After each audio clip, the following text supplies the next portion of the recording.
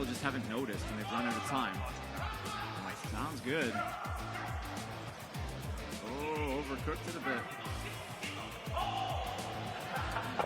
Jeez. Clean!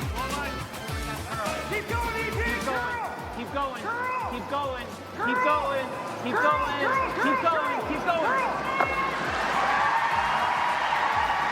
Minus 1,000 flash will win apres curl. Oh, they're really sweeping this, boys. They're Look at this, really is a good sweeping one. this. Oh, boy, you can't give up a steal here. Oh, perfect. Okay, nice shot from Caitlin.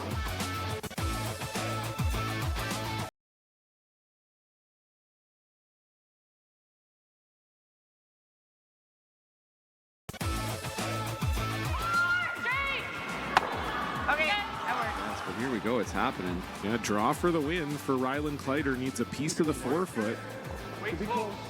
He's been really good all game. Trevor Johnson on this one here. Can't hear yet for line ever. No, they Line's like good. line. Now does it have the speed? They like the line. Does it have the speed?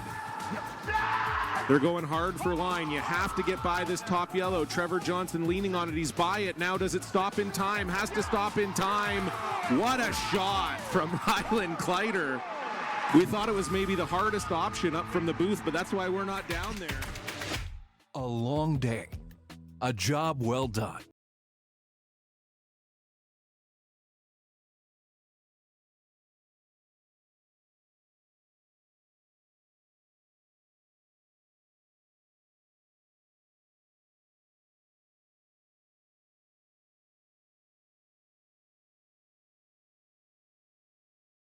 Eat locally, enjoy casually. Stood at the pinnacle of curling and battled in the most intense games. Out on the ice, there's no room for compromise. And when the pressure's on, every millimeter counts. It's not just a game. It's about maximizing performance. Pushing limits. Seizing victory. When victory hangs in the balance, I know what I'm relying on. It's a gold line. It's a gold line. It's a gold line. And it's the choice of champions.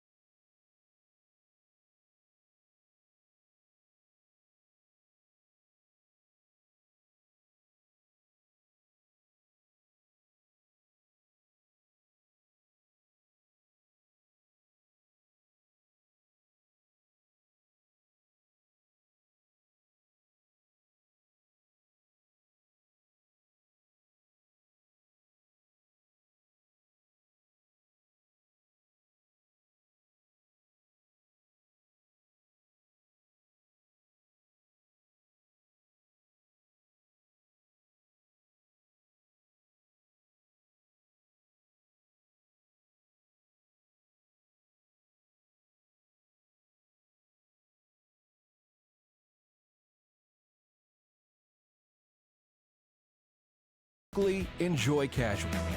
Stood at the pinnacle of curling and battled in the most intense games. Out on the ice, there's no room for compromise. and when the pressure's on, every millimeter counts. It's not just a game. It's about maximizing performance. Pushing limits. Seizing victory. When victory hangs in the balance, I know what I'm relying on. It's a gold line. It's a gold line. It's a gold line. And it's the choice of champions.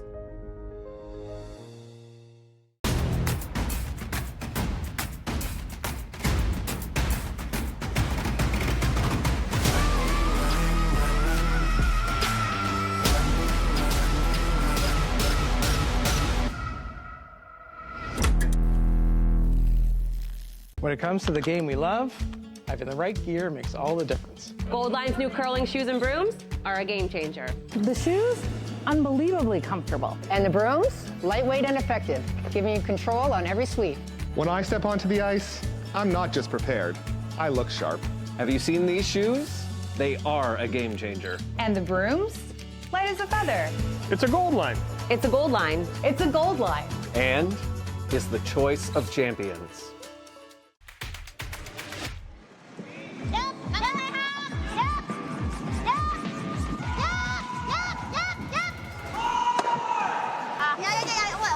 It has happened where people just haven't noticed when they've run out of time. Sounds good. Oh, overcooked it a bit. Jeez. Clean. Keep going, ET. Keep going. Keep going. Keep going. Keep going. Keep going. Keep going. Minus 1,000 flash will win apres curl. Oh, they're really sweeping this, boys. They're Look at this, really is a good one. sweeping this. Oh, boy, you can't give up a steal here. Oh, perfect. Okay, nice shot from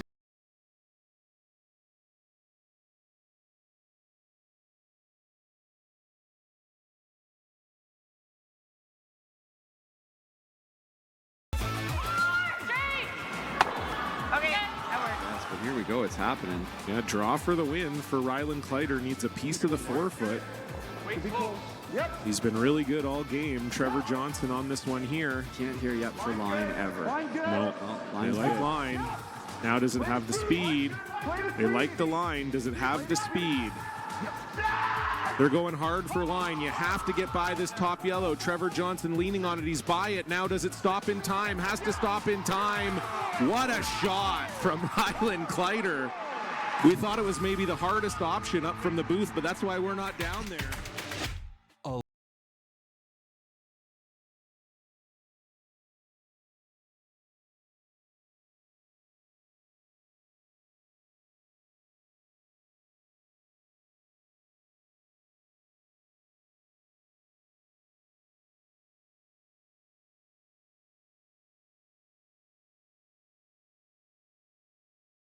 Eat locally, enjoy casually. Stood at the pinnacle of curling and battled in the most intense games. Out on the ice, there's no room for compromise. And when the pressure's on, every millimeter counts. It's not just a game. It's about maximizing performance. Pushing limits. Seizing victory. When victory hangs in the balance, I know what I'm relying on. It's a gold line. It's a gold line. It's a gold line. And it's the choice of champions.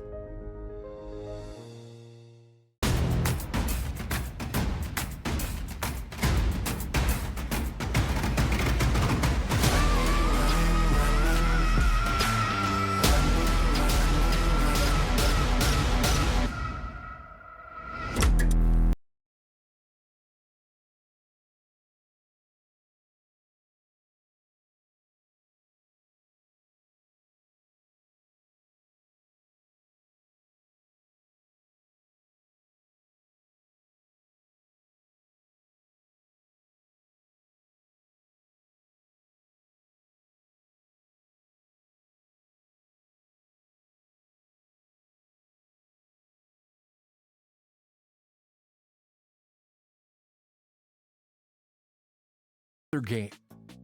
A long day, a job well done, and the final work call, where your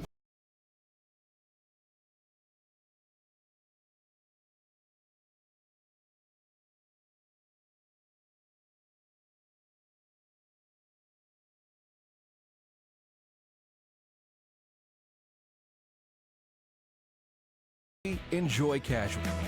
Stood at the pinnacle of curling and battled in the most intense games. Out on the ice, there's no room for compromise. and when the pressure's on, every millimeter counts. It's not just a game. It's about maximizing performance. Pushing limits. Seizing victory. When victory hangs in the balance, I know what I'm relying on. It's a gold line. It's a gold line. It's a gold line. And it's the choice of champions.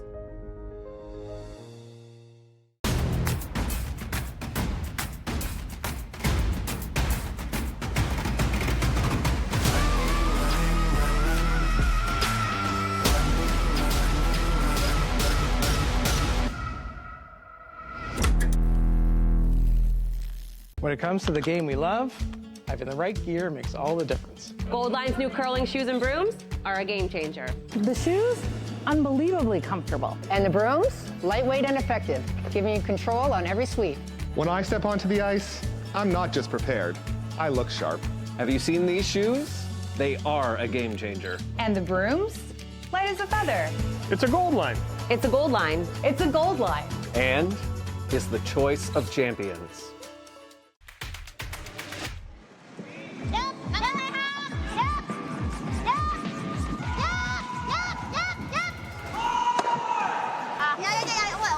It has happened where people just haven't noticed when they've run out of time. I'm like, sounds good. Oh, overcooked it a bit. Jeez. Clean. Keep going, ET. Keep going. Keep going. Keep going. Keep going. Keep going. Keep going. Minus 1,000 flash will win apres curl. Oh, they're really sweeping this, boys. They're Look at this, really is a good sweeping one. this. Oh, boy, you can't give up a steal here. Oh, perfect. Okay, nice shot from Kate.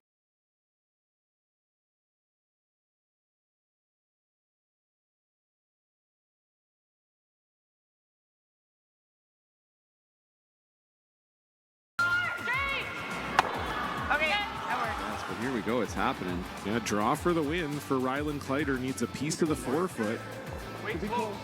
He's been really good all game. Trevor Johnson on this one here. Can't hear yet for line ever. No, they Line's like good. line. Now does it have the speed? They like the line. Does it have the speed? They're going hard for line. You have to get by this top yellow. Trevor Johnson leaning on it. He's by it. Now does it stop in time? Has to stop in time. What a shot from Ryland Kleider. We thought it was maybe the hardest option up from the booth, but that's why we're not down there.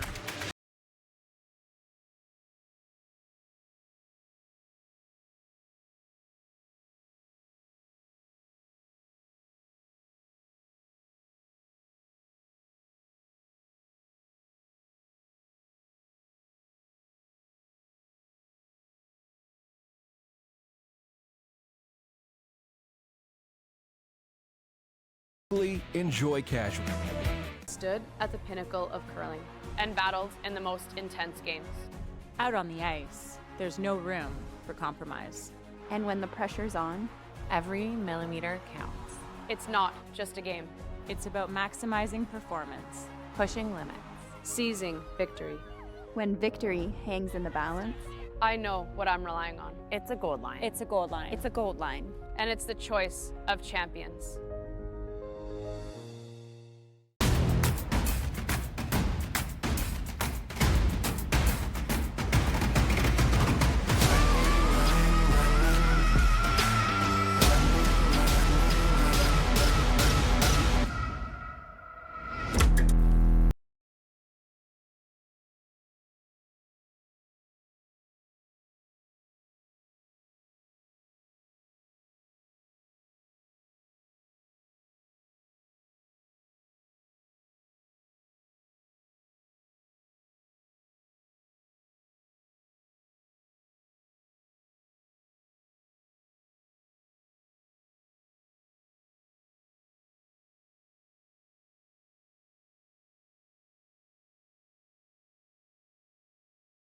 Game.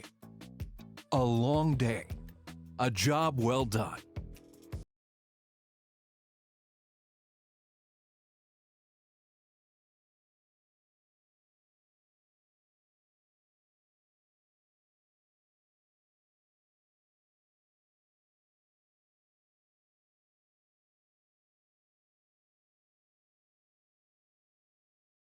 Enjoy casual. Stood at the pinnacle of curling and battled in the most intense games. Out on the ice, there's no room for compromise. and when the pressure's on, every millimeter counts. It's not just a game. It's about maximizing performance. Pushing limits. Seizing victory. When victory hangs in the balance, I know what I'm relying on. It's a gold line. It's a gold line. It's a gold line. And it's the choice of champions.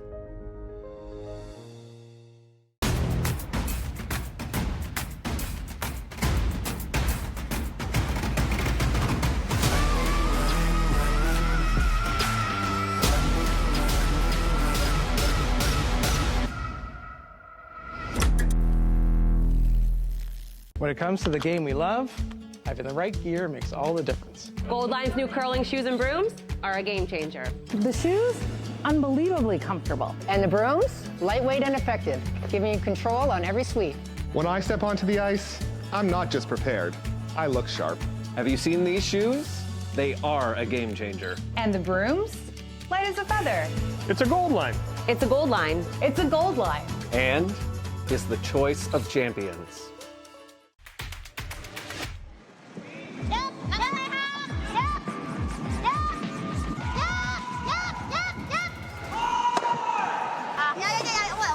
It has happened where people just haven't noticed when they've run out of time. Sounds good.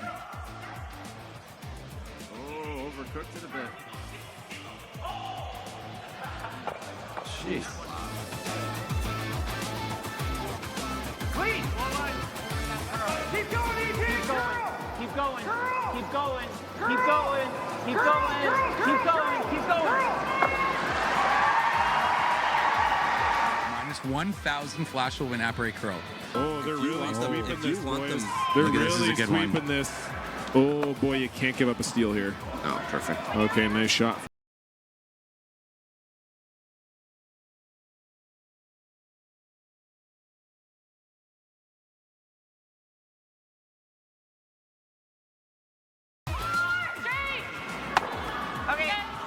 But here we go, it's happening. Yeah, draw for the win for Rylan Kleider. Needs a piece of the forefoot. He's been really good all game. Trevor Johnson on this one here. Can't hear yet for line ever. No, they Line's like good. line. Now does it have the speed? They like the line. Does it have the speed? They're going hard for line. You have to get by this top yellow. Trevor Johnson leaning on it. He's by it. Now does it stop in time? Has to stop in time. What a shot from Rylan Kleider. We thought it was maybe the hardest option up from the booth, but that's why we're not down there. A long day, a job well done, and the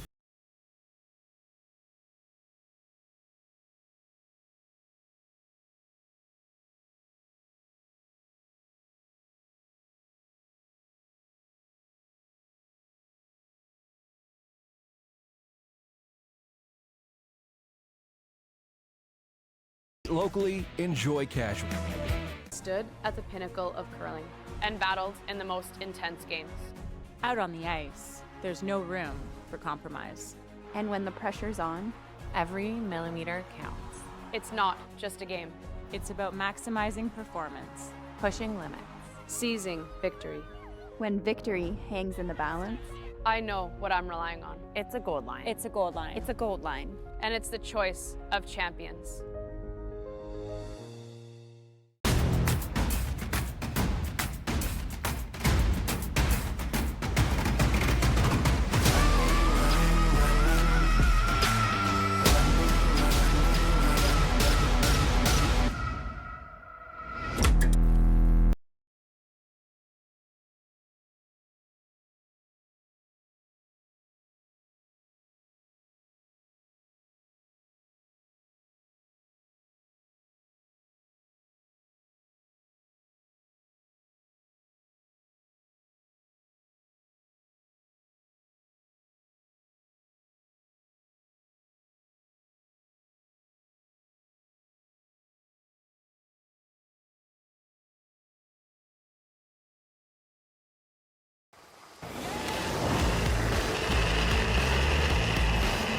Last drop. Yep. 8th in. From the Giants. Isabel Brunner.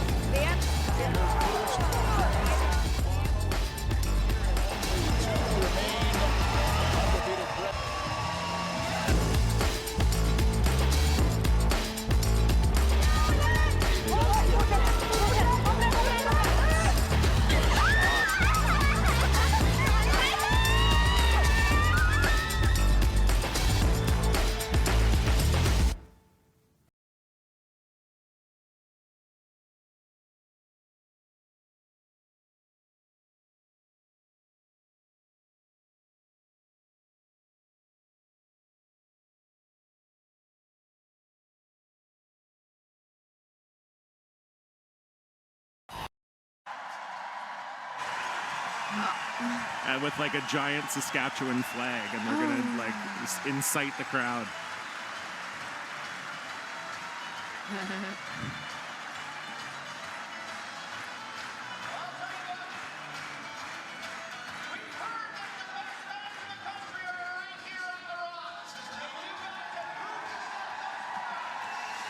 Well, hello, curling fans, and welcome back inside the Mary Brown Center here in St. John's, Newfoundland for continuing coverage of the Coyote National. This is Draw 12, and we are going to be carrying the Yannick Schwaller and Michael Brunner game for you, but I'm just going to let the crowd talk to you here for this one as the introductions are just about to begin here in the Mary Brown Center. So we'll set up the game in a minute, but just enjoy the sounds and the sights here in this sold-out arena for the Brier final rematch between Brad Gajou and Team McEwen.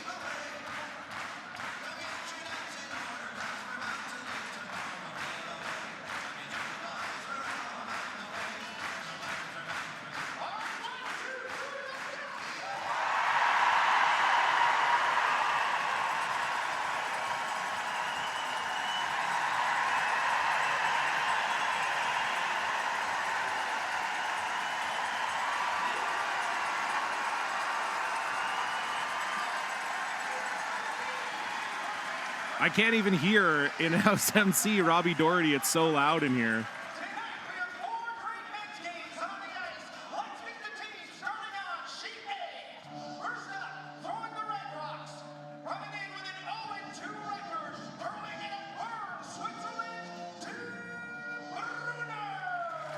So this is our feature game featuring Team Brunner out of Bern, Switzerland. The skip is Michael Brunner. The third, Anthony Petou. The second, Romano Kellermeyer. And the lead, Andreas Gerlach.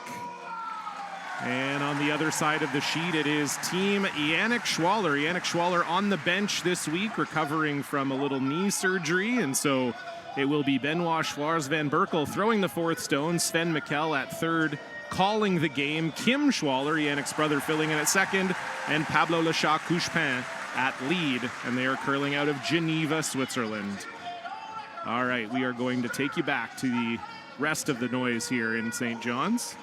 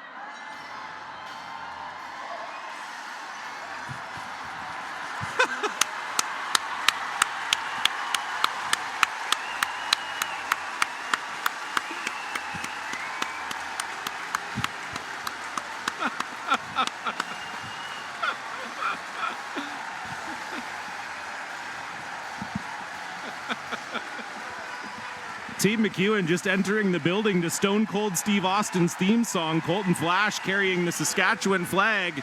And that's one way to win over the crowd in St. John's.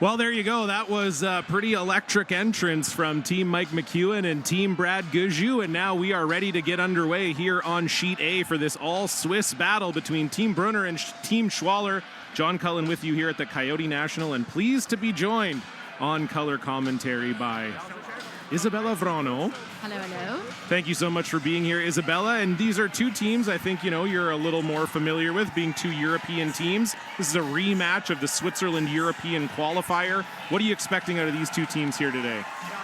It's going to be a tight fight, and these teams have probably played each other many times this season with the qualifier and so on.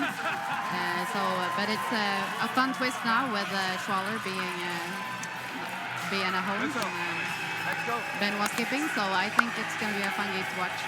Yeah, both teams coming in with an 0-2 record. We haven't been used to that from Team Schwaller. They have made the playoffs in both of the previous slams. In fact, made the semifinal in Nisku, the quarterfinal at the Tour Challenge. For Michael Brunner, it hasn't been a great slam season for them. They only have one win in 10 tries here so far at the slams this season. But yeah, with both teams being at 0-2, we know that third loss pretty much guarantees that you will miss the playoffs. And so this is a must-win game for both of these teams here tonight. So Pablo Lechak-Couchepin is going to get us started here. And it looks like a center guard. They want to mix it up early here, Bella. Yeah, they are going wild and crazy, putting up a center guard. Hey, I've seen a few rocks to start ends and start games thrown in the house today, so I'm just excited. Both the previous games I commentated today, they threw the first rock of the first end in the house. So this feels wild and crazy for me. It's very uncommon on the men's side, I believe, that they put a stone in the house. True, those were women's games, the two that I called earlier today. So I wouldn't. I know you wouldn't, okay, but some teams, they like to feel it out. Yeah, but it's like it's not so fun for the commentary then. I know, and that's really what it's all about for me. I just want it to be fun for me only. I don't care about anything else that happens. Keep going, keep going, keep going, keep going, keep going, keep going.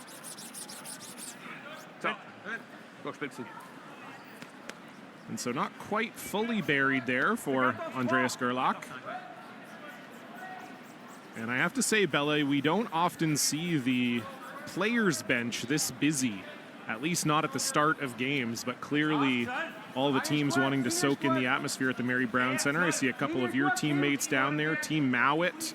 I see some of Team Schuster. We've got Team Xenia Schwaller watching her cousin play, or I guess, yeah, Kim would be her cousin as well. And we got some members of Team Craik here too. It's been a wild atmosphere here in St. John's this week. How have you and your team enjoyed it, other than the 1-2 record? It's been so cool. Yesterday we played on the next sheet to Gushu, so the stands were pretty full, and you don't really have that in Europe or anywhere else in the world, I would say. So it's an awesome opportunity to soak in the atmosphere.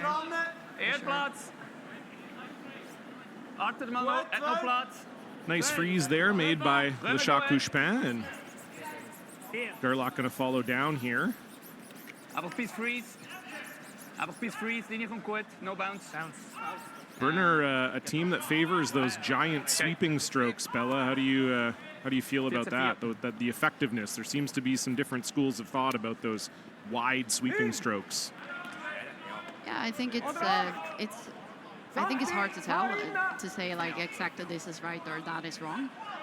So for us, we're kind of trying to focusing on the communication more rather than doing that too much. But we're seeing other teams doing it very effectively, so they're getting stones to curl a lot more than we do. So. And so unfortunately for Andreas Gerlach, that rock did just chop off, and so it was an easy double there for Kim Schwaller. And this game is being played on the furthest sheet away from us. And I'll be honest, Kim does kind of look like Yannick from up here. Very similar haircut, very similar build. Yeah, that's true. Very similar. Yeah. Maybe they're siblings. It could be. Big if true. Run back called there for Romano Kellermeyer, but unfortunately that stuffs, and so it is still Team Schwaller lying 2 without the hammer here. We're seeing Sven Mikkel back at the tee head. When he first started coming and playing on tour, he was skip for a long time for his Swiss squad. I can remember the days when we used to beat him, but those days are long, long, long ago. But they were one of the Swiss teams coming up, and they've been so good. Number 2 in the world right now, actually. Their finish at the Euros bumped them up to second, ahead of Brad Gushu by just only 3 points. Yeah, they have a really solid season so far. Yeah, it's been very, very good. They've qualified in every single event they've played in, and in fact, their worst finish on the season is a quarterfinal at a slam. They lost the quarterfinal to Mike McEwen at the Tour Challenge in Charlottetown, but other than that, yeah, they have 2 wins, the Oakville, Stu Sells Oakville, and the Shorty Jenkins in Cornwall. And as I said earlier, made the semifinals at the Canadian Open. They came 4th at the European Championships last week, losing that bronze medal game to Magnus Romsfjell. So a run back triple attempt here for Romano Kellermeyer, and he'll get 2 of them moving. Also gets it out of yellow away from the center line. It's very good result.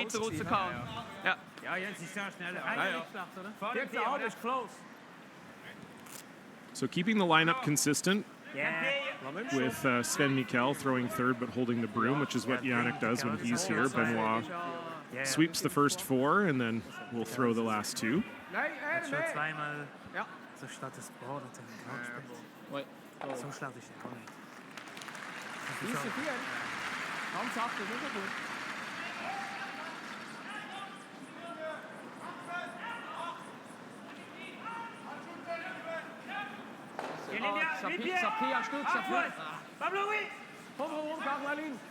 Acting like this picked, maybe. Yeah, it looks like that from up here. Yeah, it's way light. Yeah, you could see Sven, he was cleaning the surface, so. Yeah, it just looked like it picked out of the hand, and maybe an opportunity here for a little backdoor 2 for Michael Brunner. For sure. One thing we know about Brunner, favors a very aggressive style. He likes to keep a lot of rocks in play.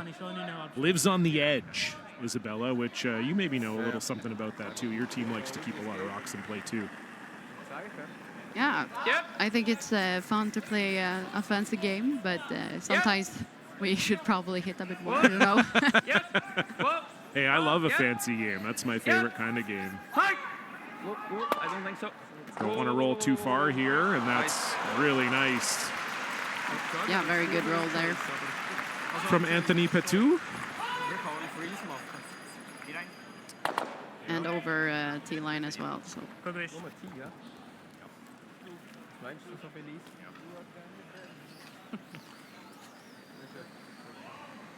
Ja. Is this answers? Jenny, okay. Close, yeah. Okay. Maybe 9 each. Okay. Pas? Dan hebben we het wie de ene was. Zien we nog dat. Ik ben het beste wel, wenn man mit T-Line kommt und dahinter steht. Die Frage ist, geht das oder geht das nicht? Ja. Ich muss Freeze natürlich spielen. Das ist schon geil, der Mackie Wing. Wir haben kein Set gemacht, Pisse, Covid noch. Pass, ne? Okay. Sind wir die auch noch schön?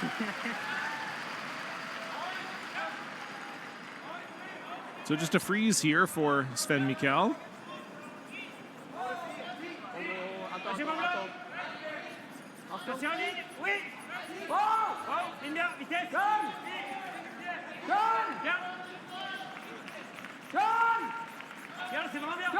Pablo Lechat trying to lean on this one here. Do not want to click off. Ooh, that's just a little heavy there from Sven. Yeah, you don't really want to get that cliff off. I think Gushue made a shot. You can always tell when Brad Gushue has made a shot, yes.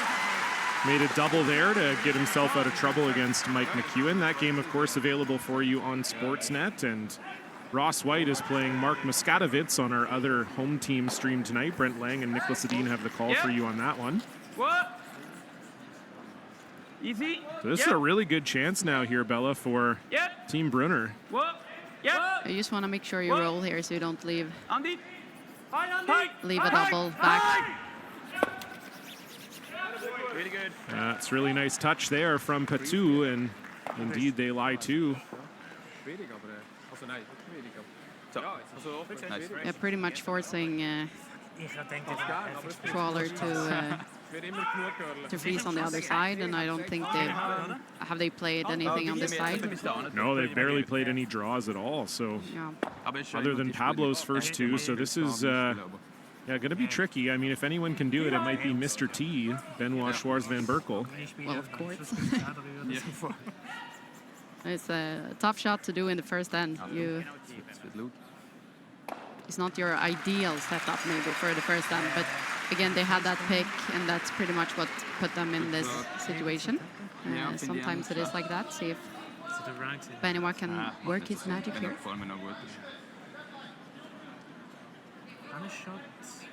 Yeah, important shot early here for Benoit Schwarz van Berkel. Needs a freeze or something close here to get himself out of trouble.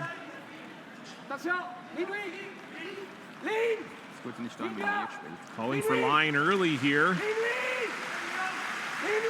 This looks light. Oh boy, this is all over the guards. Uh-oh.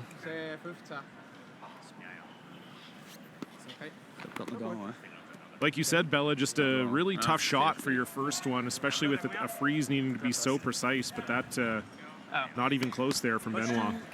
No, and that was, you had to go outside that semi-corner, semi-center situation, so you had to go way outside, and you don't really know what it's going to do out there in the first end, so it's a tough one to get. And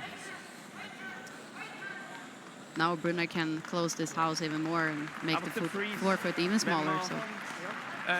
Yeah, and Brunner with hammer here, so might need a bit of a rescue shot here from Schwarz. 4 hast du gesagt, ja, dann nehme ich den raus. Ja. Ja, schön so auf 3:30, wenn man optimal.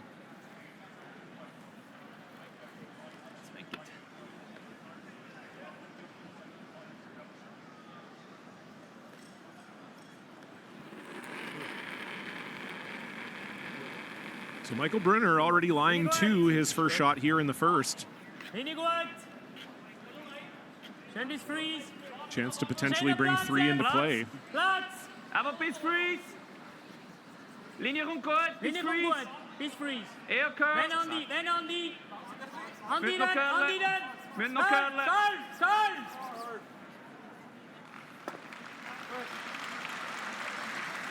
I think that's pretty good. Yeah, I got some late curl there, and I think they managed to cover half of it, or? Yeah, you can see, at least half probably. There's a good look at it. So yeah, Benoit can definitely see a bit of it. Probably get rid of 2, I would think. Yeah, half a rock, get rid of 2. 7. I would think, Bella, given the way this end has gone, Benoit would actually be happy to give up 2 here. Not that you're ever happy to give up 2, but... I know. Yeah. And he got a little bit behind after that pick, I think, and see if they can take away 2 here. Yeah, big final shot here for Schwarz van Berkel.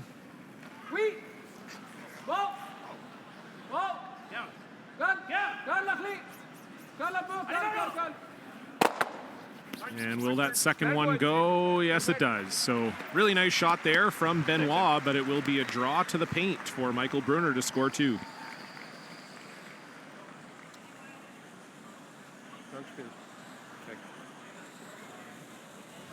Same, same. Ik heb een beetje mee. Ja. Ja. 14-7 habe ich gehabt. Ja.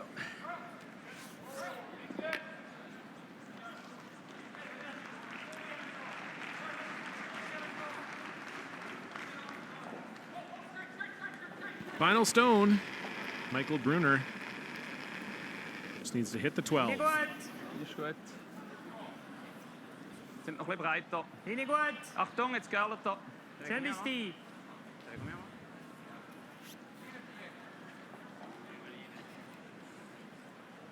Wir sind da.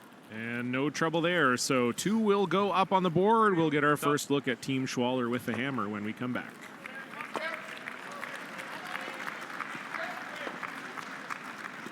Nice. Super stark gewesen. Nice, Tony. Ja, nice rolls. Both of them. When it comes to the game we love, having the right gear makes all the difference. Gold Line's new curling shoes and brooms are a game changer. The shoes, unbelievably comfortable. And the brooms, lightweight and effective, giving you control on every sweep. When I step onto the ice, I'm not just prepared, I look sharp. Have you seen these shoes? They are a game changer. And the brooms? Light as a feather. It's a Gold Line. It's a Gold Line. It's a Gold Line. And is the choice of champions.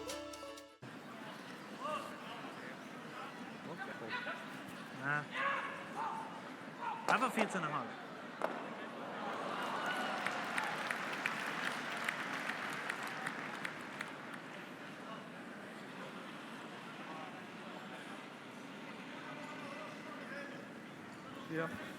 So a great first end for Michael Brunner, in control the whole way. And as you said, Isabella, the pick kind of set that up, but Brunner will take it. They get 2 on the board, and a great start for them.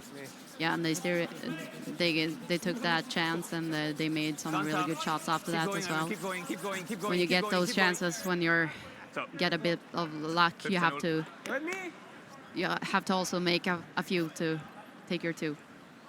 Yeah, no question about it. It wasn't, it's not like a miss automatically guarantees that you get points. So that was, yeah, very well done from Team Brunner. Great start for them. We'll see if Team Schwaller can get a 2 back here, as they call a corner guard. Not much surprise there. And this might be a little late Swiss time. I'm not sure if Yannick is watching the game, but if he is, get well soon, heal up. Had a little surgery this week, but told me he is expecting to be back for the next slam. So this was kind of a timed thing. They knew it was coming. They knew he needed to have some work done, and so this was kind of the time that made the most sense. No tournaments after this one, and the slam's not until the 3rd week of January. So made sense to do it now, but I know that he is missing the atmosphere here in St. John. So if he's watching, hopefully he's feeling well, and we'll be able to watch his boys pull off a W here. A nice draw around everything there for Andreas Gerlach. And I was curious, Bella, because you obviously deal with this a lot with your team, and we've talked. What's up? Looks like there we go, we're back. We talked about it a lot this week. Obviously, a very quick turnaround from the European Championships. But even putting that aside, just dealing with the jet lag in general, I find a lot of the European teams now are arriving at slams pretty close to when they start. How do you sort of manage that? Not just the travel, which is obviously extensive, but then the jet lag as well. What are some of the things that you do to kind of manage that in a slam week? As we try to come here at least 2 days before a game, you kind of need some days to adjust. But other than that, try to eat at the right times. It's usually a good tip, and also drink lots of water during your travels and stuff for recovery. But it's tough, but it's easier going west, I would say, for us. And it's harder going back home when you have to be tired. Right. When it's evening and you're kind of, no, I don't want to sleep. Right, yeah. But that makes sense. Here you can push through some some hours the first 2 days, and then you're pretty fine. Yeah. So when you say eat at the right times, you mean like you try to eat at the time of the place you're in. Yeah. And that kind of helps your body adjust. For sure. And here is only 4.5 hours, so this was a pretty quick adjustment, but sometimes it can be 8, and that's harder because that like 1/3. Yeah, the last slam would have been 7.5 for you guys, I guess, or 8. Yeah, and for the guys who were playing in the Europeans after, it was 9 hours. Right. The other way. So that's a tough one, for sure. Yeah, we've definitely seen it, you know, obviously come off a week at the Europeans, and Schwaller was there, Brunner was not, but, you know, it definitely has seemed like some of the teams that were in the Europeans a little bit fatigued here, especially early in the week. I think that was noticeable even from the broadcast booth. So, yeah, it's now Thursday. Hopefully you'd be close to adjusted and back in the rhythm here. And both teams look decently sharp here this evening, as that's a double peel try that kind of goes underneath that corner guard for Kellermeyer. But Brunner still lying 2 here. Straight roll is good. Study.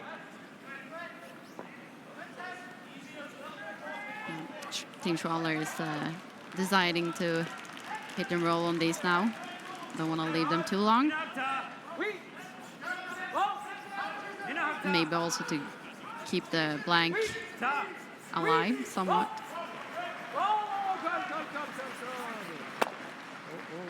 Need that to stick. And good shot there from Kim Schwaller. I guess they would have liked that behind the corner guard, though. Yeah. Good. Sonny. It's very important to stick that one, though, because otherwise Brunner can decide if they want to put a center or take the corner away, and take the end away, pretty much. Yep. What? Yep. Yes. Hi. Well. Yep. Yes. Yes. Hi. So out in the weeds here, Anthony Patou. That's a nice shot. Rolls to the middle. That's really good.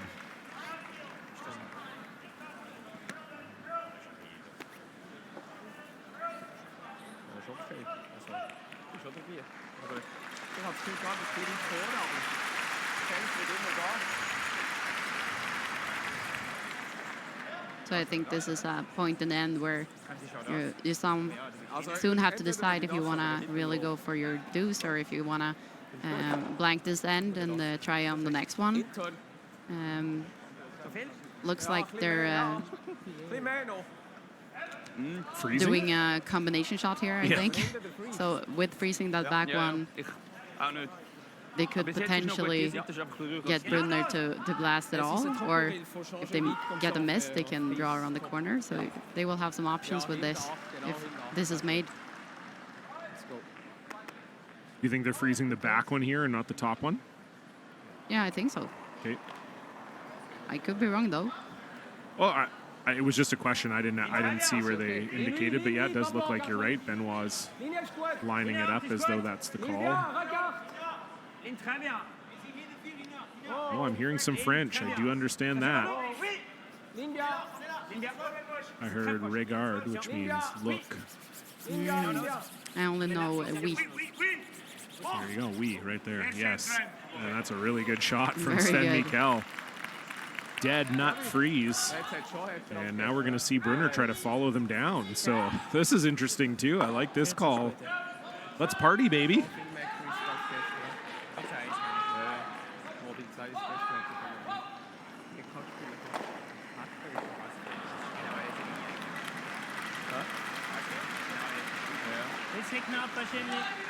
Okay, schön in der Nacht. Linie gut. Achtung. Easy then, close. Yep. Yep. Hi. Hi. This is very close. Well, carve it. Super. Wow, really good. Brunner once again lying 2, and I like Brunner too. They throw some English in there for me. That's nice. Carve it. Keep going, I've heard. Being really nice to me up in the booth here. I wonder if we do anything like that. Do we put in English words when we are playing as well? Not that I've noticed. All Swedish, no Finnish.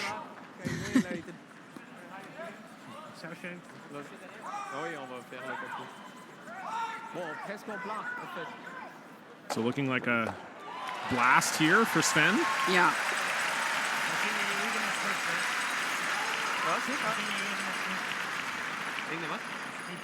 Yep. This is not a gimme here. Needs centimeter off nose. Yeah. Has a chance to lie 2 yellows when this is said and done. And just like that, how about that? All 3 reds go, drawing some non-Guju applause from the crowd. That's how you know you did good, if they're clapping for you and not Brad. It's like, oh, dang. This did something really nice there. Yeah, no, I think a lot of teams that don't speak English do have some English in their calls just because it's, I guess, an easier curling term or you don't have the requisite term in your own language. So you do hear that sometimes, but I would say your team is almost 100% Swedish out there. Can you think of any words that, off the top of your head, that you ever say in English? Like I wouldn't. Hard, maybe? No, we're saying hårt.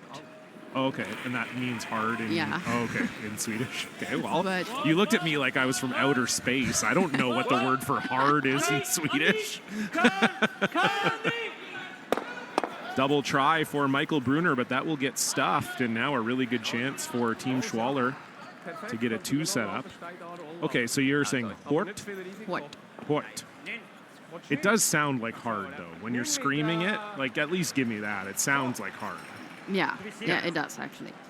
But I think for high weight peels, we use the word clearing, and I wouldn't say it's a Swedish word, but I don't think it's... It's not really a word that we would use either, though. No. Like for peel, we just say peel. We don't say clearing. No, it's us and the Norwegians, and it doesn't really sound like Swedish or Scandinavian at all. So I don't know what that came from. We'll have to look into this. We'll get our best people on it.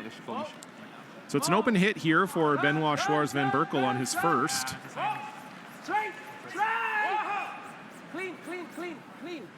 Clean. Very nice from Benoit. I would imagine that Michael Brunner will be chasing the double here.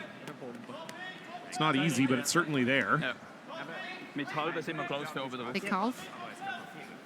You might even get lucky and roll behind the corner, too, depending on how hard you throw this. I'm going to guess he's throwing it pretty hard.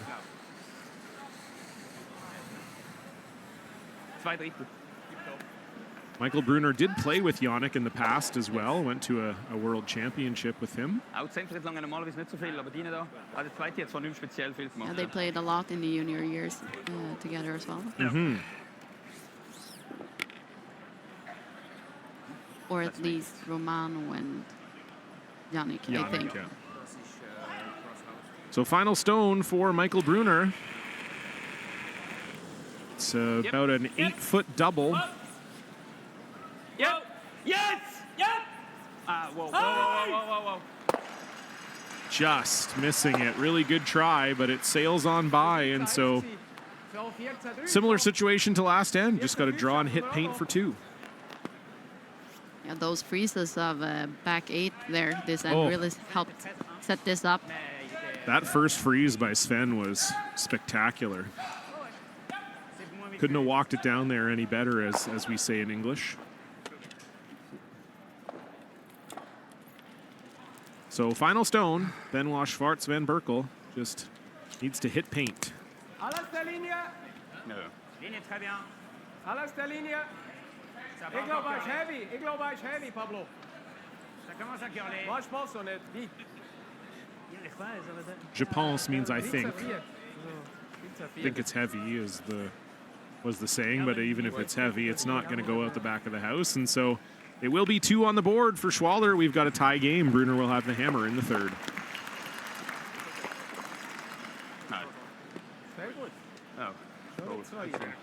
Ja, diese Roll ist ein bisschen unglücklich.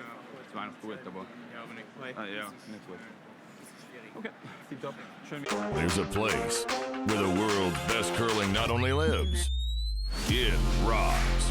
Download the new Grand Slam of Curling app and live stream all the action. Get exclusive content, stats, merch, and more. Let's rock.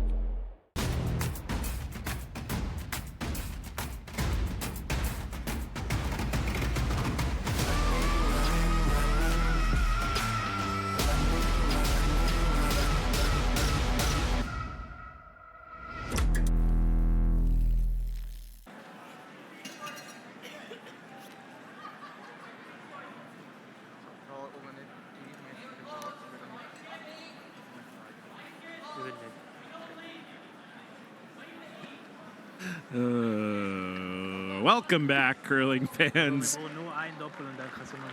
to this Draw 12 action here at the Coyote National. An all-Swiss battle here between Michael Brunner and Yannick Schwaller. And Isabella, just really all came down to a couple shots for Sven Mikkel in both ends. He had a pick in the first end that set up the 2 for Brunner. And then in that second end, making that perfect freeze on that stone in the back 8 to set up the 2. Yeah, I really like that call as well. If not made perfectly, maybe Brunner would have put some weight on it and tried to get rid of the end. But so you kind of kept your options open for a 2 or a blank. But really well played end there. En je goed. Halve 4. Pak, ja, blind. 3. So it sounds like this is way light for Andreas Gerlach. And indeed, that will come well short of the house. That was the attempt was to draw around there.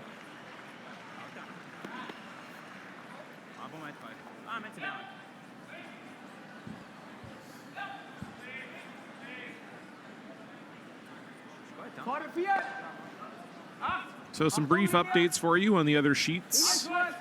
Out here at the Mary Brown Center, Mark Muscadovitz scoring 2 in the first end against Ross White. He leads 2-0 White with the hammer in the second. That is our other feature game here on the Home Team Network. Brent Lang and Nick Adine on the call for you with that one. Beside them, Brad Guju and Mike McEwen. This crowd all riled up, but it's been all blanks so far, and it looks like they're heading for another one here in the third. It's 0-0, McEwen with the hammer. That is Sportsnet's feature game if you're watching in Canada. You can see that on TV or on sportsnet.ca or Sportsnet Plus. And then beside them, it is Marco Husley against Reed Carruthers. And it's Husley out to an early 1-0 lead. Carruthers with the hammer in the second end. Although Reed's about to draw for 2 here. Needs to slow down, though. And it won't. So it's just 1 for Team Carruthers. That game now 1-1. Husley will have the hammer in the second, as that's a nice freeze there from Andreas Gerlach, making up for his first one. And we got some more action, Bella. No blanks over here. We're going wild. Yeah, we have a free situation both in the guard zone and the house.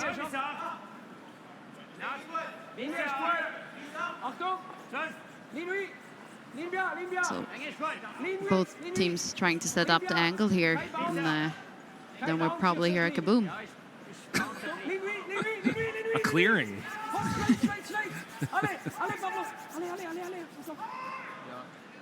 Very nice sweep there from Le Chat Couchepin. And for Kim Schwaller, that settles in the top 8 foot. Halbe.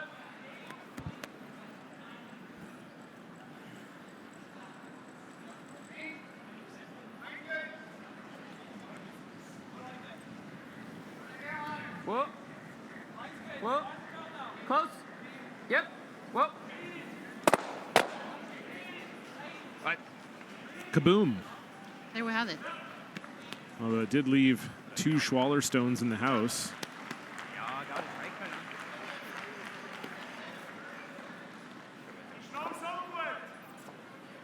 Langs is okay. Still pretty early in the end, so Might get away to blank this end. Yeah, it certainly looks like it might be heading that way. Right after I said no blanks over here. Thanks a lot, guys. Mes amis. And a 3-ball from Ross White in the second end. So it is now 3-2 Ross White leading Mark Muscadovitz. They were looking for a roll there, didn't get it, but they are still lying 3. Okay.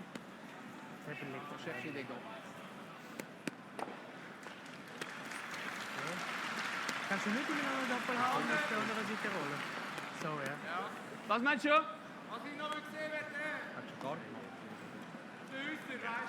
Ja.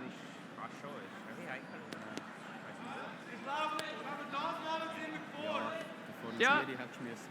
They're deciding on the hit and roll or go for the double here. And I think it's a good call to try to group the stones a bit more together with the roll.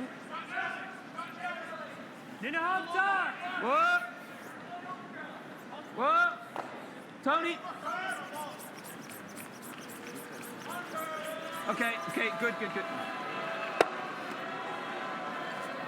Oh. We hear some boos. There's another blank, and I think that's why they're booing, but it's not like Mike McEwen's just going to take one for free here.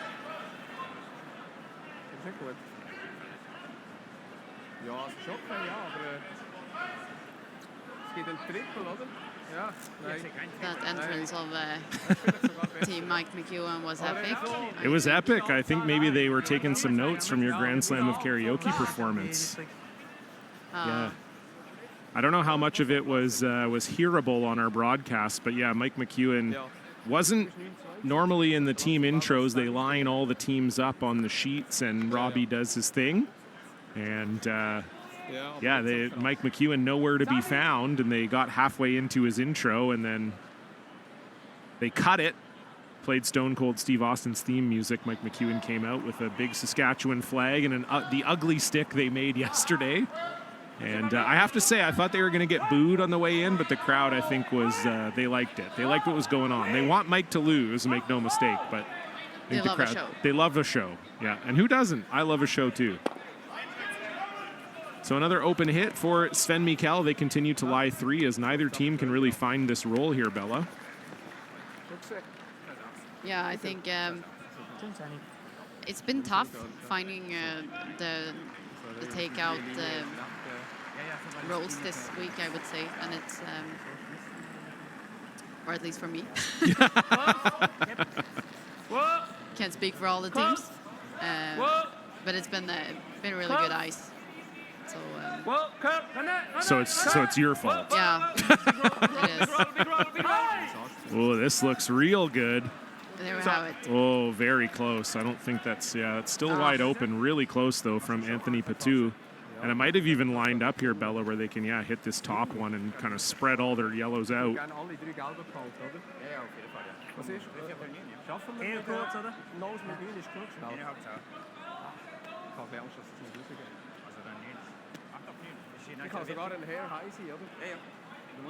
And that's exactly what they're planning to do here. Split the house, try to force Brunner.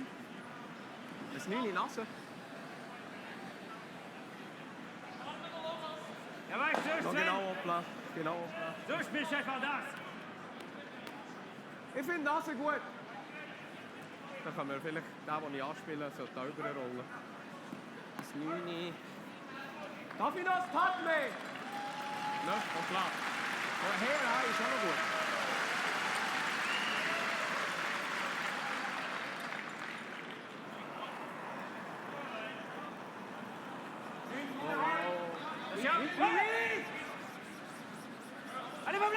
Lashak Kushpan on this right away. This is really curling. Will that third one stick around? Yes, it will. Really good shot.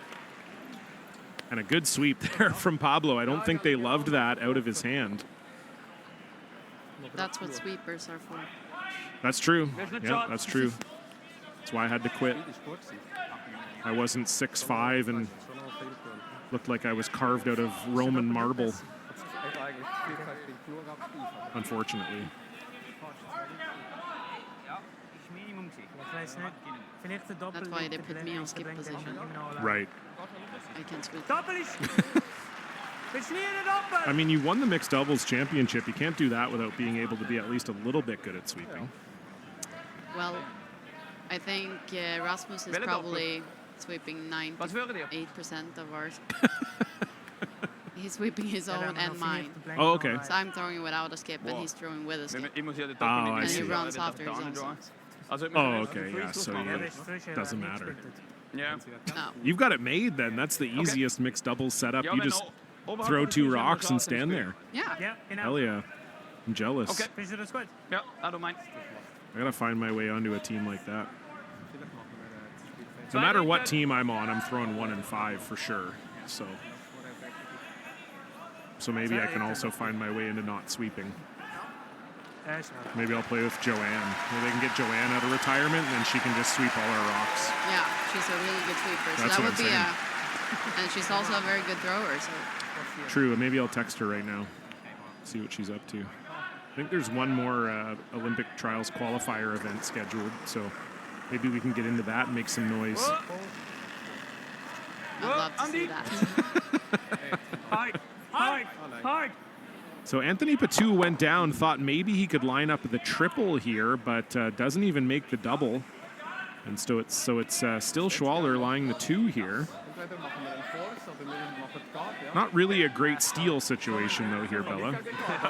No, it looks like a typical fourth setup here if no mistakes are made. But you don't want to leave. The only thing you don't want to leave Brunner is a triple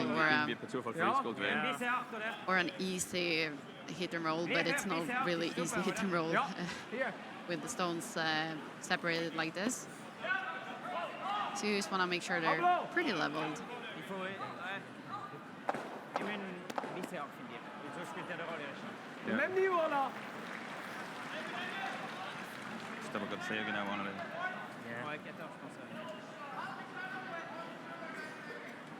Siste roll op het hoofd.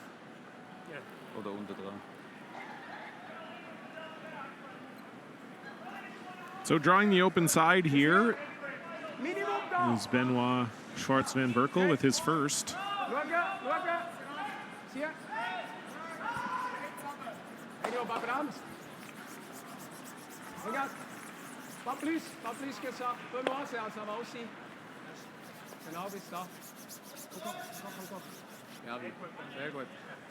Very nice spot there for Benoit.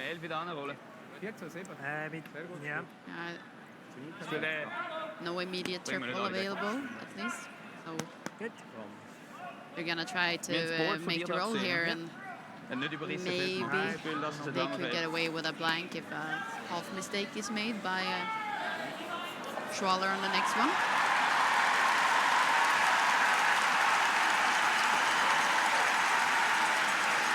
It's probably the biggest cheer Brendan Bottcher's ever got for a curling shot in his life.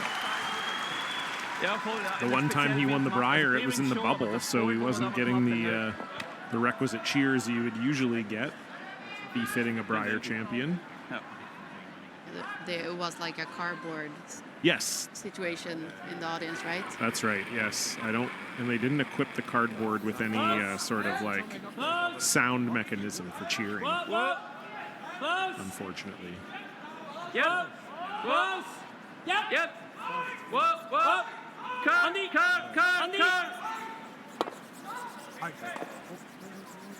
How's that for a hit and roll? Very good. What a shot from Michael Brunner.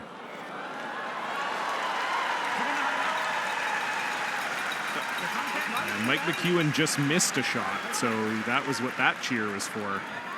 This crowd, they don't care. They do not care about curling tradition. If you are not Brad Gujou, they hate you. But it's been, I feel like all the draws, it's been more than usual in the stands. Like this morning, it was people there and they were cheering and clapping. So good atmosphere, even when Gushu isn't playing. That's good. Yeah, absolutely. Yeah, no, it's been sold out here at Mary Brown Center all week. Not that every draw is necessarily full. People have week-long passes and sometimes, you know, skip the morning or the noon draw. People do have to work, apparently. I don't know much about that, but yeah, you're right. Even on the morning draws, you have seen some pretty big crowds here.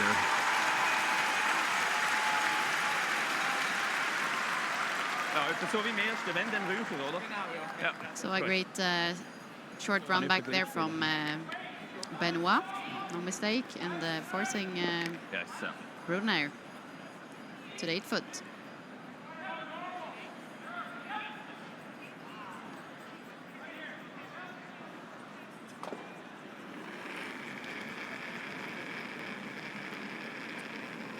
Final stone, Michael Brunner, and number 2. Linie ist gut. Schön bist du. Lauf noch gerade für das. Linie ist gut. Schön bist du. 14, Eis.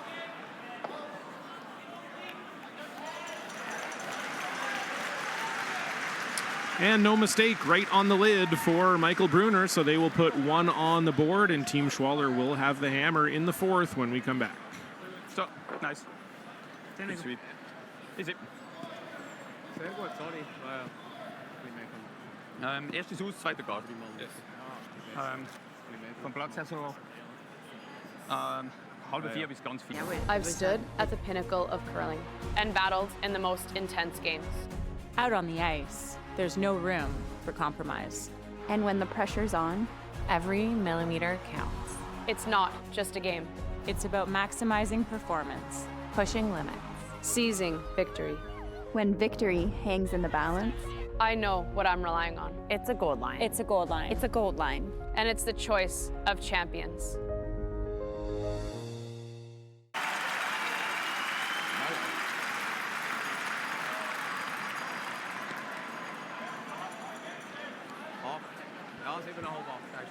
So a very well played end from Team Schwaller in the 3rd. They force Michael Brunner to a single point.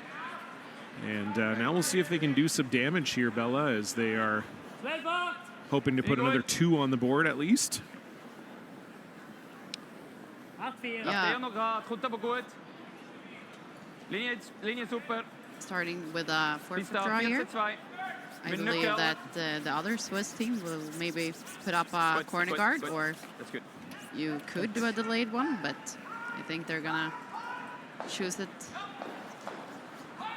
Yeah, I've noticed your team has been making use of the delayed corner this week. Is that a team strategy you favor? I think sometimes we like it to do it when we try to play a little bit more defensive, and we don't want that much of a center play, but usually when you do the delayed corner, you will get the center guard from your opponents, but just later. But then the good news for you, you can usually take it out with your seconds first, and I don't know if it always works out, but sometimes it can be nice to get a little bit less stones in play when you have hammer. Right, because you did say earlier you play too fancy sometimes. So it's a good way of reining yourself in. Yeah, for sure. And we don't always do it, but sometimes.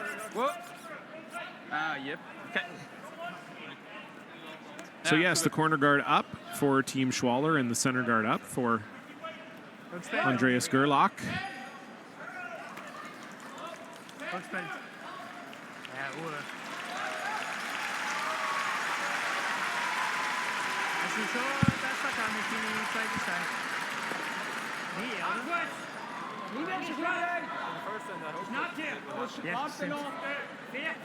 Sliding as pitching.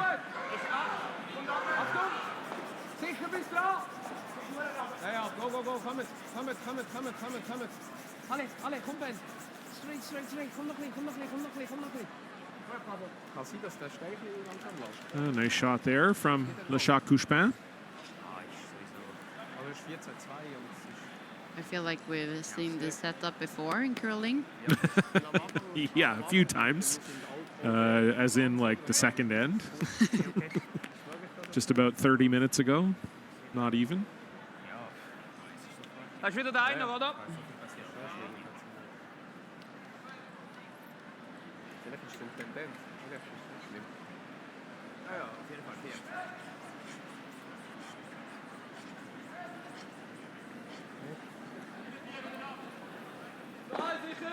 Okay. Andi, mach dich parat. Okay, Linie runter, okay. Andi, stay ready. Yep, gang ein bisschen. Gut, whoa.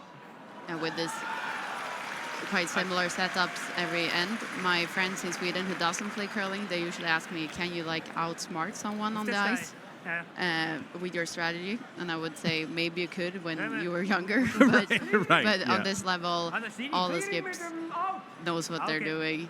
Right. So yeah, you never walk off the ice going, geez, that was an awesome win. The other skip was a real dummy. No. That's why we won. What were they thinking?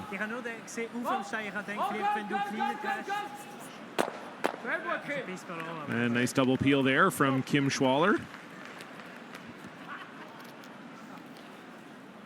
I think you do still see it from some of the younger teams, though. You know, we have these teams kind of fresh out of juniors, Xenia Schwaller, Sung Yoon Ha, where not that they're obviously they're not you know, dumb or whatever, but just they haven't played in as many situations as skips that are a little bit more veteran and maybe get themselves into a little more trouble sometimes than they need to.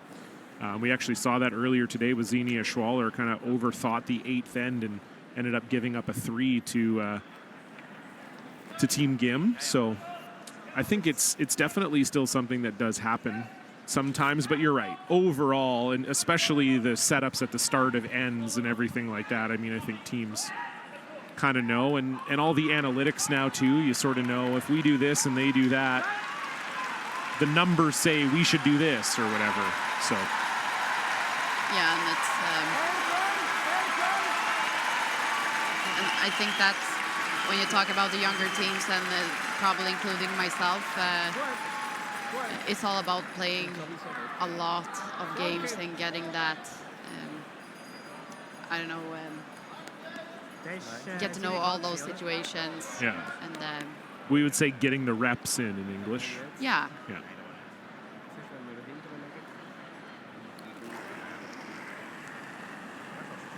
Yeah, and I think, you know, really what you see is it's not even so much making the wrong strategy calls, I find. It's just you're making harder shots than you need to.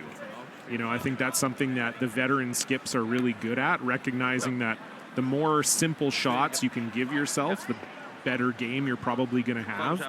You know, when you see teams like Rachel Homan, Brad Guju, Bruce Mowat, all so good at controlling the game, I think that's more what I think of. Is it's not even necessarily like, oh, that's a terrible call. It's just well, that shot's really hard. But yeah, if you make it, that's amazing. But is there an easier way to do it? And I think that's kind of what I think about when I think of, you know, the quote-unquote strategy mistakes at this level from younger teams. And I think sometimes from like the younger team's point of view, and including myself, sometimes you believe that you have to make those really tough shots to be able to beat the really good teams, and that could be something for us and also the other young teams. Try to play a simpler curling game and making the simple shots. So we are seeing Team Schwaller here still not disturbing that situation in the center of the ice, just drawing to the wing kind of around this corner guard. That's really good. Sven Michelis had his draw wait all night here. Really good touch. It's a tricky spot. You don't want to ever jam this, of course. Okay. But you would like, if you could chase that one, it would be a really good call. But Oh, you see more? if you ever wreck the guard, you're kind of in a bad spot. You might be looking at Sonst haben wir den Roll, weißt du? 3 counters in the house.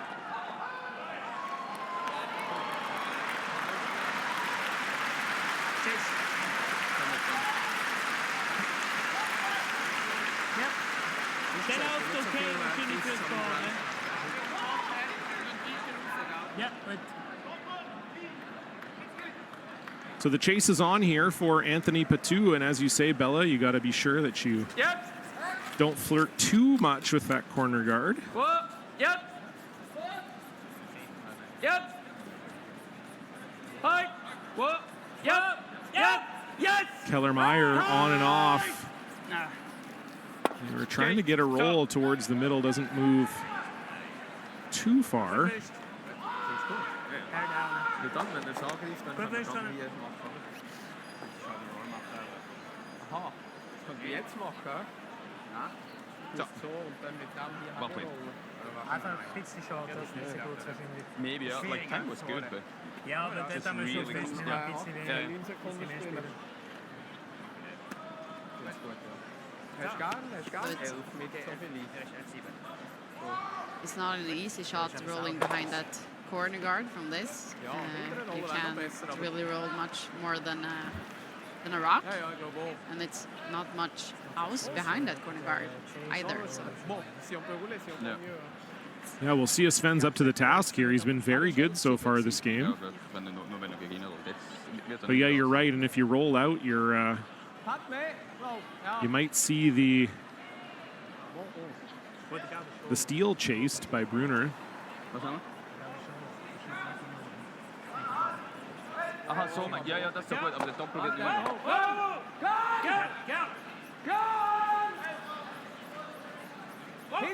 Le Chat Couchepin trying to bring this one over. Calling the audible, rolling towards the center. I think that's a terrible result. What about you? Not terrible, no. You gotta make sure you stay in the rings with your shooter here. No simple double for Brunner available. So, but they can roll, of course. But if you ever were to roll out on that one, Brunner could decide to put up a center and you could be facing some trouble. Yeah. Or they could blast it off and say, hey, take your blank, but not... I don't think they would do that. Aber für das brauchst du schon ein 10, oder? Ja, das 11 wieder eher zu dünn. Okay. Dass wir da sind und der da. Das ist 2/3. Nein, dünner. Dünner? Ja. So where do you think is the perfect roll here? Ja, ich habe mit halbes Tapferen. It's a good question. They're talking about rolling in and trying to kick their red out, kind of leave the red separated. I think that's pretty good. I mean, obviously, you want to make sure that you're shot 1-2. If you're doing that, you don't want to kick it too far. I would set up a potential easy 2 for Team Schwaller. So, yeah, I don't know. I think this is pretty good. Because you don't really have much room to roll the other way, and you definitely don't want to group them. So I think this is probably the call. What do you think? Yeah, I think it's... I think so, too. Ja, schön selbst. Aw. I agree.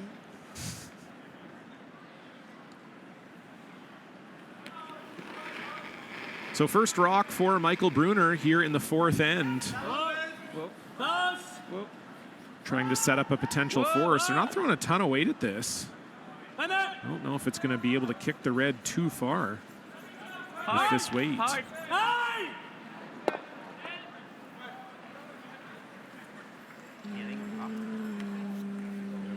It's not too bad. The double, you might, if you crotch the double, it might pop up.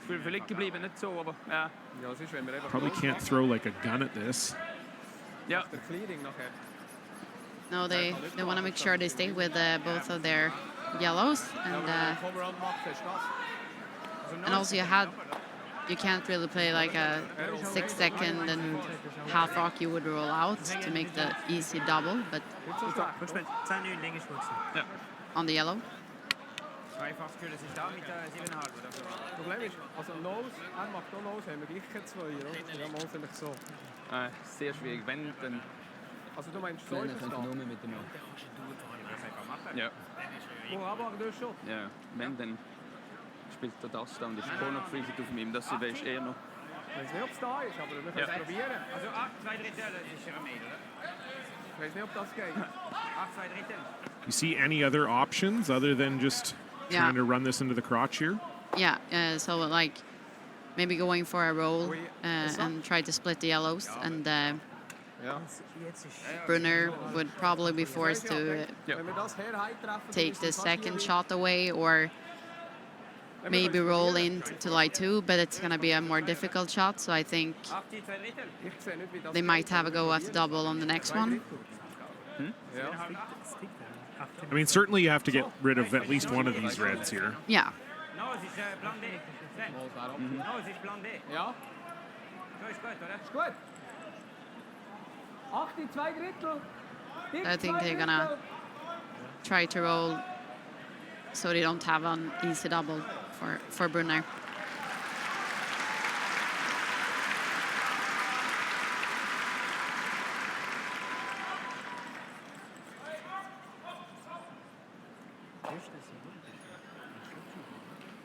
Ja, goed, nu zit het zo. Oui. Hij is maar sicher net 2 Drittel.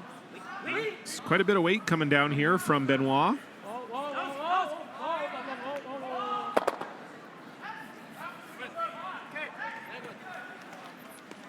Not bad. Very good result. Yeah. Yeah, splits up the 2 yellows. I don't know if they're shot. Also jetzt viel mit Nase lang es geht. Probably. Looking at the overhead here, yeah, I don't think they're shot. I think Brunner is shot. So if they can just, I guess, try to lie 2 somewhere, not set up a double. I think with a nose hit, it would be a pretty hard double for. And I think you will be second shot if you nose this. The angles would be hard for Schwaller to get a double and still stay in the house. Zodat we zeker im Achfuss drinnen bleiben, aber. Ja. Vorher bin ich 10 jung gewesen. Ja, es war fast möglich gewesen. Ich weiß nicht, ob das...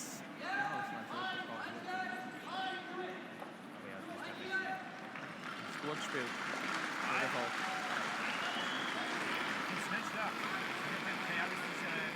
So final stone, Michael Brunner looking for the nose or a small roll, trying not to set up a double.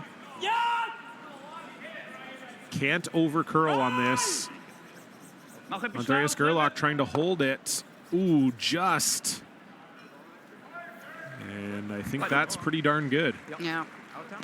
Yep, Benoit not even looking at any potential shot for 2. That was flirted with that red one, got pretty close. We'll see it on the replay here. Didn't miss that red one by much, but separates the reds perfectly, and has to be said, really well played end from Team Brunner. And now Schwarz van Berkel will have to draw against 2.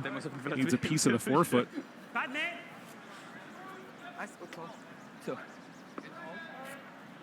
Nice, Ja, Spiel hätte ich auch gesagt, hätten noch kürzer als der letzte. Aber nur so 0. Sind die stagniert? Aber da, Achtung! Du bist schon, ja. Mach pas on n'est pas trop vite. Regarde, 4 Fuß. Ça curle énorme, hein? Ça curle très fort, 4 Presque un pic, on dirait. Regarde, gut. Gut so. Tip top. And no trouble for Mr. T, right into the forefoot. And so it will be a tie game, 3-3. We're going to head into the 4th end break. We're going to take a 3-minute break. We'll see you back here after.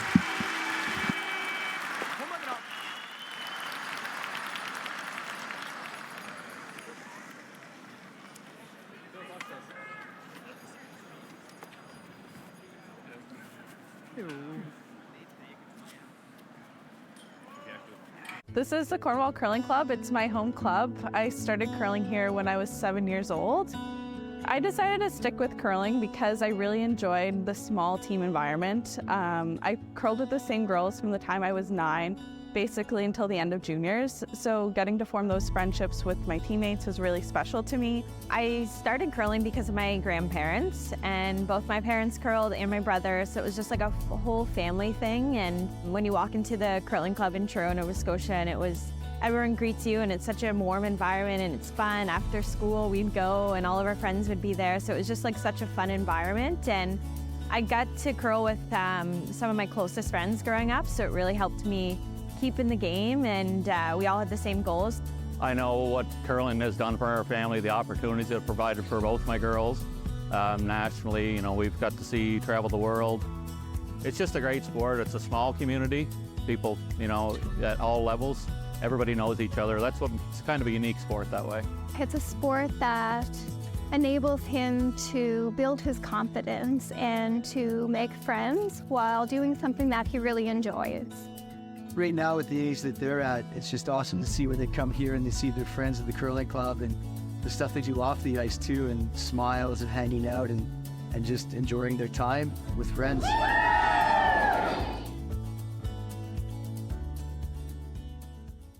There's a place where the world's best curling not only lives, it rocks.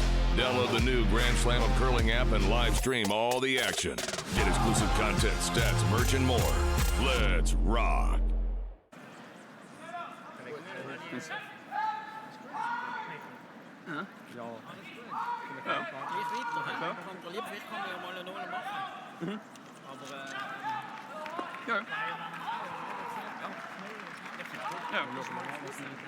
Nee, hoe lang nu?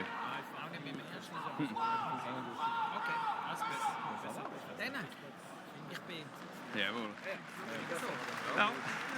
Ja, maar ab und zu können wir mal einfach ab und zu können wir mal einfach nichts. Wir haben ja gesagt, das Ziel ist ja 4. Ja.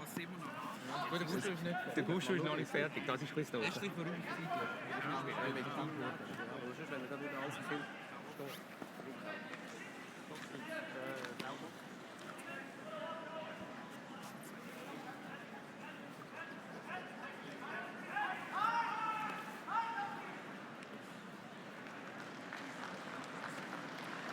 Welcome back, curling fans, inside the Mary Brown Center here in St. John's, Newfoundland. Continuing coverage of the third Grand Slam of Curling event on the calendar, the KIOTI National. John Cullen alongside Isabella Vrano for this draw 12 game between Michael Brunner and Yannick Schwaller, both teams sitting at 0-2 and needing this win to stay alive in the playoff hunt. And Bella, I have to say, pretty well-played game from both teams in the first half of the game. Not a ton of mistakes, and we're all tied up at 3. Yes, I agree. And very nice force, both from Team Schwaller in the third, but also from Brunner in the fourth end. So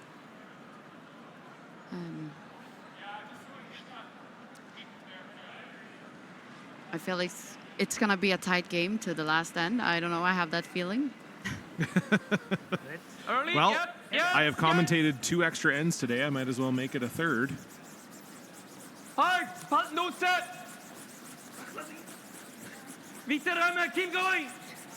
Sind immer noch gut! Keep going, bis hinten! Or no, I guess it wasn't an extra end this morning. Extra end yesterday. So this would be 3 extra ends for me. So we'll see. Yeah, these two teams quite evenly matched, even though there is a world rankings disparity amongst them. Yannick Schwaller sitting at number 2 in the world. And Michael Brunner currently sitting at 13. But they did play off to represent Switzerland in the European Championship, and Michael Brunner won 2 of those games. It was a best-of-7 series. Brunner winning 2, Schwaller winning 4, so they were the European representatives. But goes to show these two teams quite evenly matched. I think that speaks to about the winning percentage. I think we'd expect Schwaller to win a little more of the time, but certainly not every time. No, and now they also have a change in the lineup with their skip away. Of course. So that's obviously going to be a bit more difficult than your normal slam, but they have a good spare here. Yeah, Kim's been playing quite well, and We know Sven is comfortable at the T head, has a lot of skipping experience, and he's played third for a lot of years as well. So that's, played third for that De Cruz team forever. So it's not an unfamiliar position for him either. But certainly, yeah, when you're used to a set lineup and you have to bring in a spare, it does complicate things a little bit. That's a really good shot from Andreas Gerlach right behind everything. Bisschen Dolly, also eigentlich genau T eigentlich.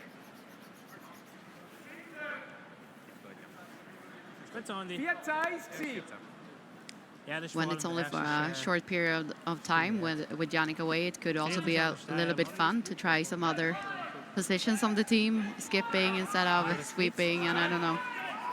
And also good for the brother here to get some experience at the slam level. Yep, absolutely.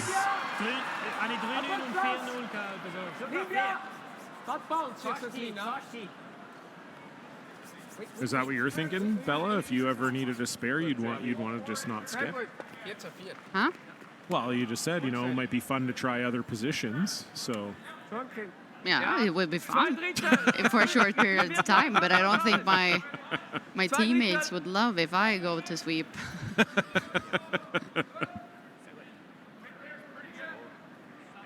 Well, I would love it. I would love to see it. I would be so tired.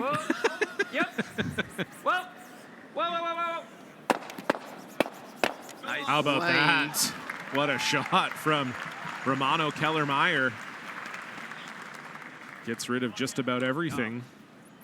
And I guess if you're Team Brunner here, you'd love a blank. Keep the hammer into the sixth. Yes, and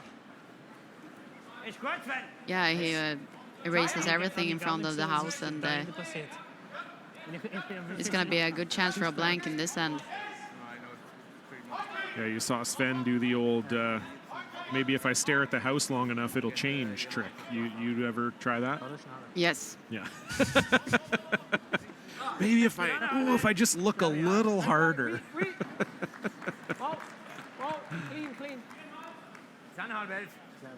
Clean. Working. Very good. Sehr viel.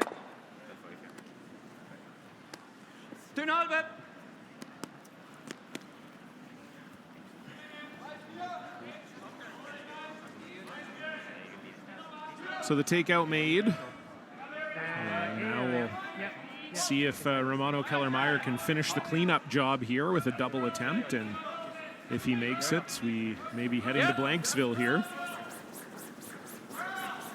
Yep. Whoa. And not quite. Catches a little bit too much of that yellow stone.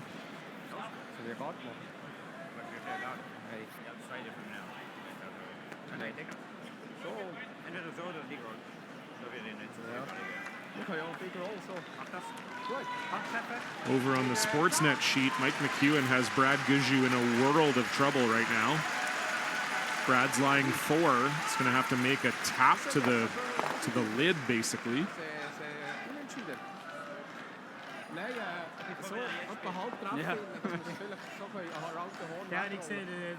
You can imagine if he makes it. Oh, we won't be able to commentate for a few seconds if he makes this one. This is this would be a maybe not a 10 beller, but maybe an 8.5 if he makes it. In our feature game here, Lachak Couchepin leaning on this one. Looked like it was tight out of Sven Mikkel's hand.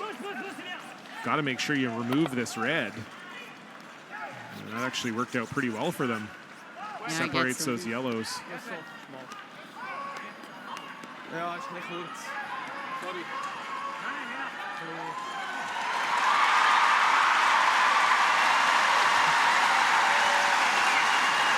I wonder if he made it.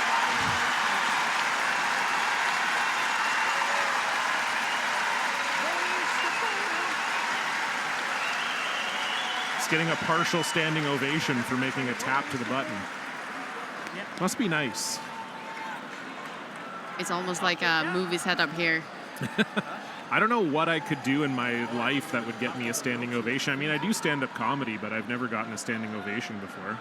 I get like loud. I get nice cheers sometimes. You know, you have a really good show. You get some loud cheers and you leave the stage, but never standing, and certainly not 7,000 people standing. So double try there for Anthony Patou, goes right by. I've got 2 young fans. I've got Lily and Kelly. They're from St. John's, Newfoundland, Labrador. They're on the same team. And I have a special opportunity for them, okay? Ja, Our good friends at KIOTI have given us these giveaway bags to hand out with some good prizes in them. If you can get this whole arena clapping their hands at the same time. Oh, God. This is really great for the games that are currently be playing. So Robbie Doherty is up in the crowd now because the Guzhou-McEwen game is in a TV timeout. And the goal for these young kids was to get everyone in the crowd to clap at the same time. So it's got to be hard for the curlers to concentrate right now, but that's a well-made shot from Sven Mikkel there. And that's got to be hard. You said you played right beside Brad Guzhou. You know, is that something you talk about before the game, that you may have to use hand signals or other ways of communicating? Yes, and it was like that. Like whenever Team Guzhou made a shot, we couldn't hear anything. Then you have to use hand signals and gestures and stuff like that.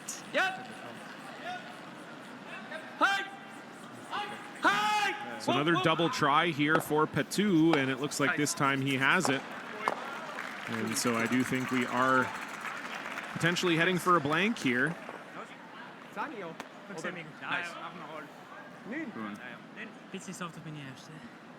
That wasn't bad.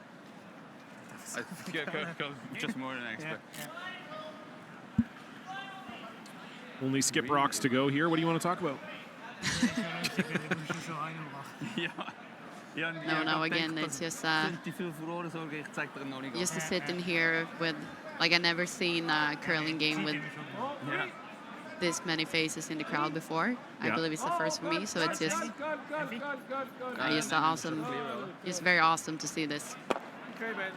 Yeah, it's certainly great for the sport. We kind of knew that once the Slam was announced in St. John's, got on the calendar, we kind of thought, you know, this could be quite special. Obviously, the Brier was here in 2017. That was Brad Guzhou's first win at the Brier, and you heard from all the Canadian curlers how crazy it was in here. But of course, we know the St. John's crowd loves curling, so they love teams like yours and Nick's and the Brunners and the Schwallers and the Mowats of the world. And St. John's hasn't had a chance to see the best curlers in the world in quite a long time, and they've definitely embraced it here. And I'm sure you've noticed too, even just walking around the city and stuff, you see in the stores, they've got signs up, they're all excited. I'm imagining you've probably been stopped in the street a few times as well. Yeah, and it's everyone's been so friendly. It's just been a really warm welcome for all of us this week, so it's really cool to get to travel the world and get this kind of hospitality as well. It's just so great.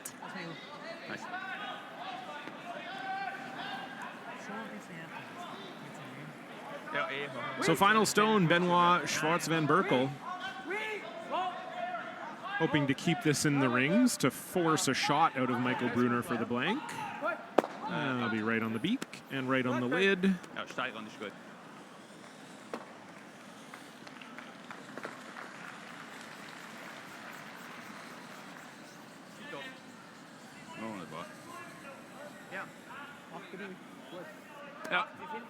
Ja, ich auch. Ein bisschen. Kein nicht. Mal schauen, ob wir die 50-50-Quote aufbringen können. Ja, der erste auch, oder? Ja.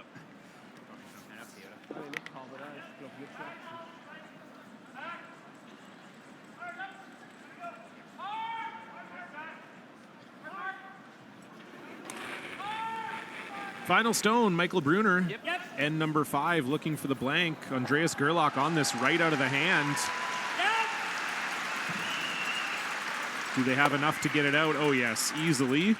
So nice sweep there from Gerlach. A couple zeros will go up on the board. Brunner will keep the hammer in 6 when we come back. Nice grab.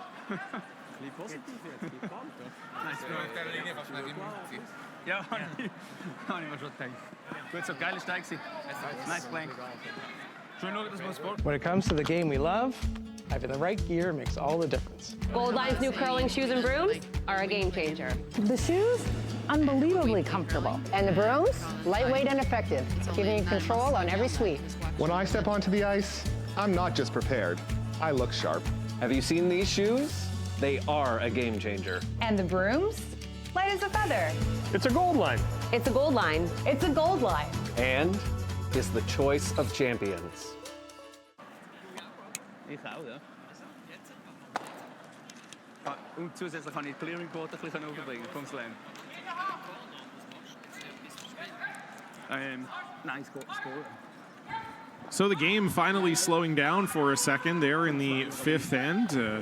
Blank on the board, the first end with no scoring here, and we are getting some word online. I don't know if this is confirmed or not, but it did come from curling reporter Devin Haru that apparently in Guelph we may be experimenting with a rule where teams won't be allowed to blank 2 ends in a row.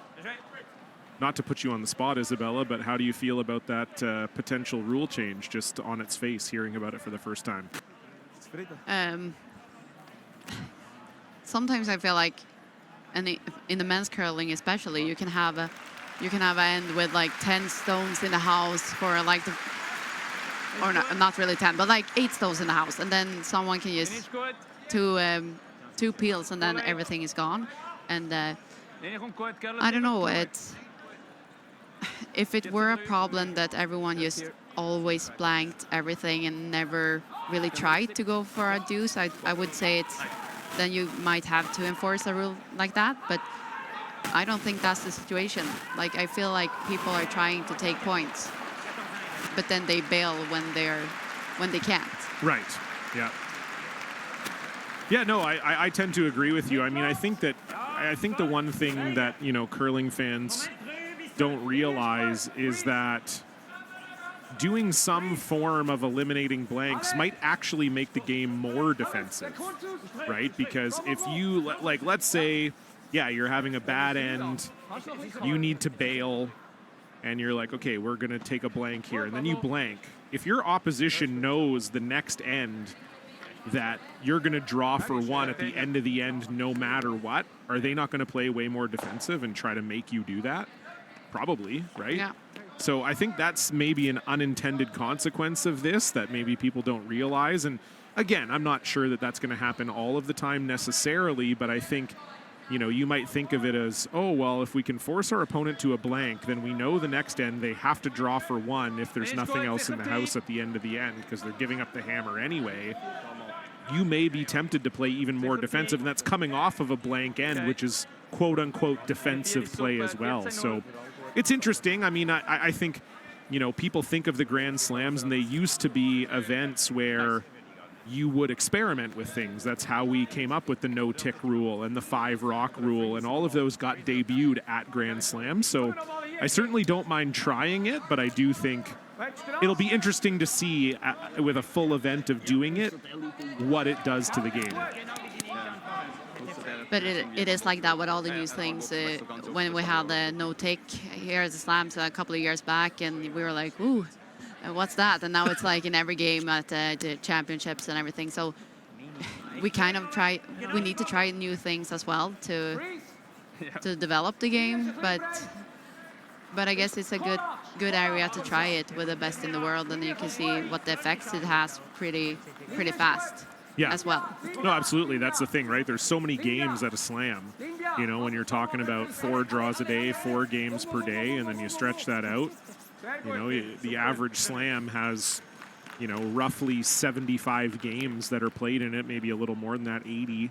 So you get 80 games worth of data on it. I think that's, I think it's definitely worth trying. And I think the other thing too, right, is there's 5 slams in a year. So if you try something at one slam and it really affects the way the game is played, but it's not, people don't like it, well, it was only 1 slam out of 5. Who cares, Yeah, tougher to you can't really try something out at the Worlds. So No, but- exactly.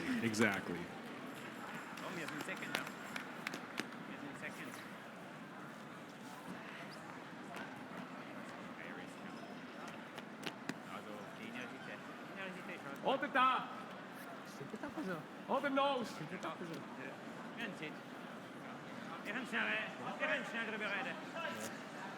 Ja, ich weiß. Es ist einfach lustig, wie der Nico hat gesagt.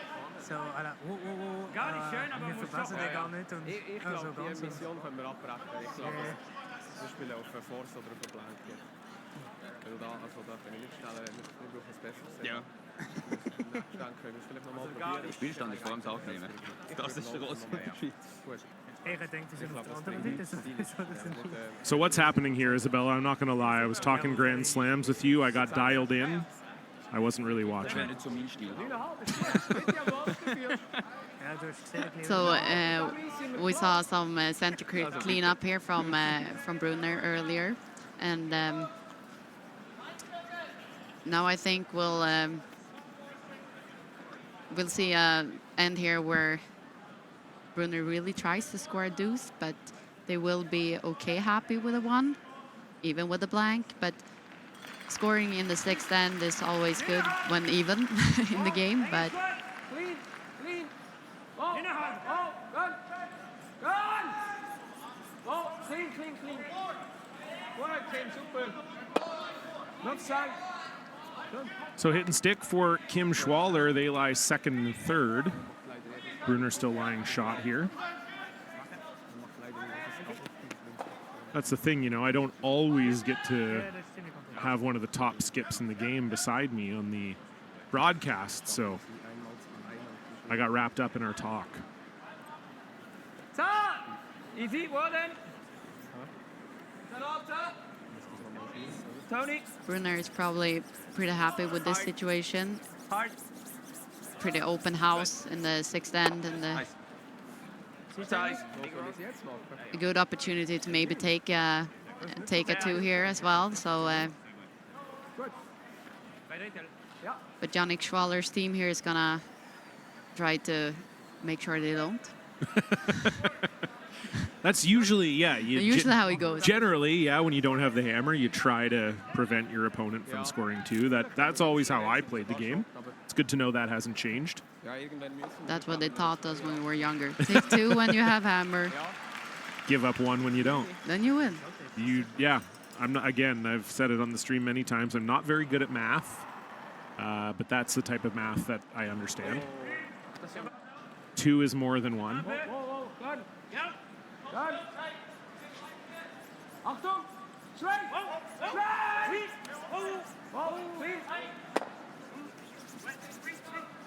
Nice roll. Really nice roll there from Sven Mikkel. He's been loving the back of the house today, making a nice little freeze to the back of the house, nice hit and roll to the back of the house. It's all over, and that's not always easy, right? Because, you know, we often are thinking of a lot of the play above the tee line. So to be able to see and make those rolls and those freezes is certainly a boon.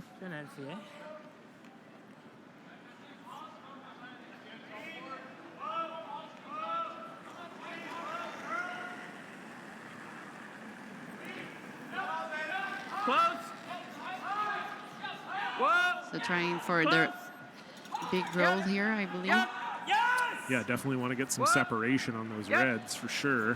Whoa. I don't think so. You feel pretty good. Nice. And how about that? Really nice, almost dead flat from Anthony Patou. He's had a very nice game here this evening. It's harder to make the roll better than that, but it still leaves. I think it leaves Schwaller with a double here. Yeah, it's pretty flat, but yeah, good look at it there. Sven can definitely throw it hard enough. I mean, you don't have to make the double either, I guess, really, as long as you push it over. That would be a tough double back for Brunner.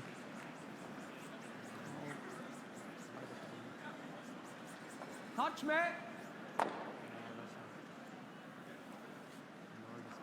So Sven Mikkel. No, good. Good, bitte, good. Good. Whoa, whoa, whoa. And as you said, Isabella, no trouble there for the Schwaller third. And they lie 2. Looks so easy. They always make it look so easy, eh?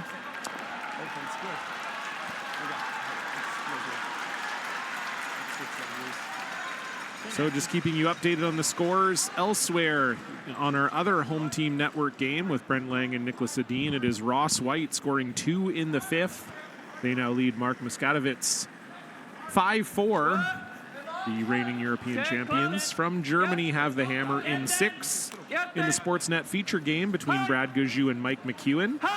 It is a 1-1 tie, but Mike McEwen has a couple options for 2 here in 6. We'll keep you posted on that. And Reed Carruthers pulling 2 back against Marco Husley right in front of us. But it is still Husley leading 5-3 with the hammer in 6. And yeah, unfortunately in our feature game, leaving a lot of yellows around here is Brunner. And this is starting to look like a force here, Bella. Yeah, just overcurled that last one a bit, and yeah, it's looking a lot like a force, but maybe they could make a really good freeze on the next one, and that's the maybe. That's but the it's maybe. very, very tough to freeze something that Benoit can get rid of after. So. But again, they will be pretty happy with taking a 1 in this end as well, so they won't go after anything crazy for 2. Ja. Daar hebben we nou chance. Mike McEwen making a very nice 6-foot run back to stick in the house 4-2. So he now leads Brad Gujou 3-1. That game is available on Home Team Network internationally with no commentary, and available in Canada with the full Sportsnet package on sportsnet.ca, Sportsnet Plus, and your traditional cable. And so here we go, Bella. The freeze is indeed the call. We'll see if Michael Brunner's up to the task here. Going to have to make this one almost perfect, as you said, and Benoit will even have a chop on the yellow one if it's made really, really perfect.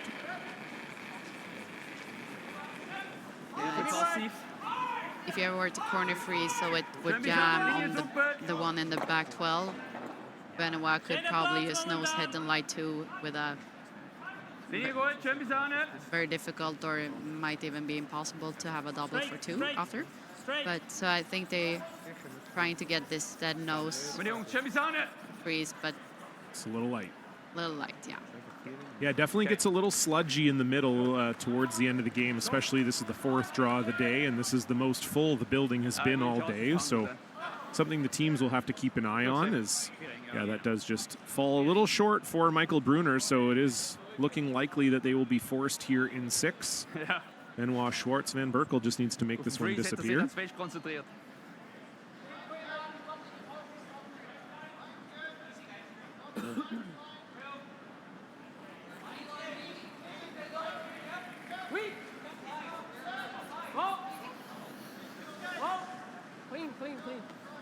Sehr gut, Ben. Tipptopp. Please. So no mistake made for Benoit, and now Michael Brunner will have a draw to the 4-foot for 1. Yeah, same. The nice thing with his freeze on his last one, or the attempt, is that he has tried the path for this one. Always nice as a skip that you get to throw the same draw twice.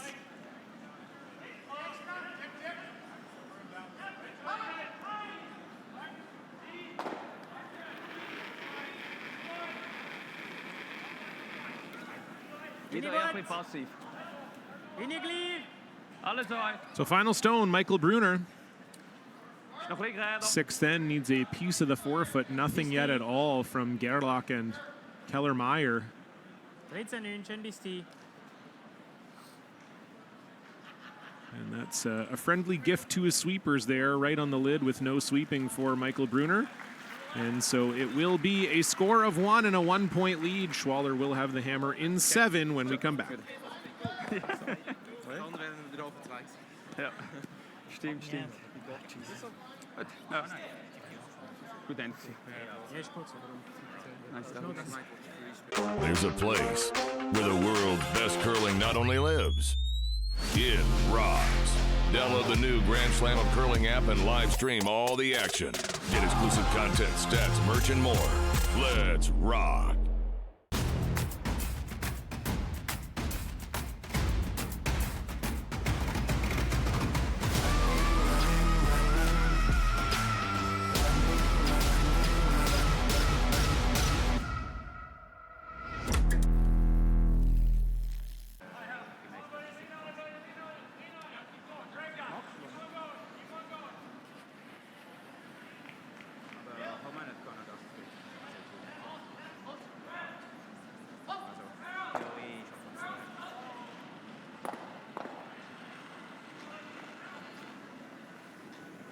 Zeit!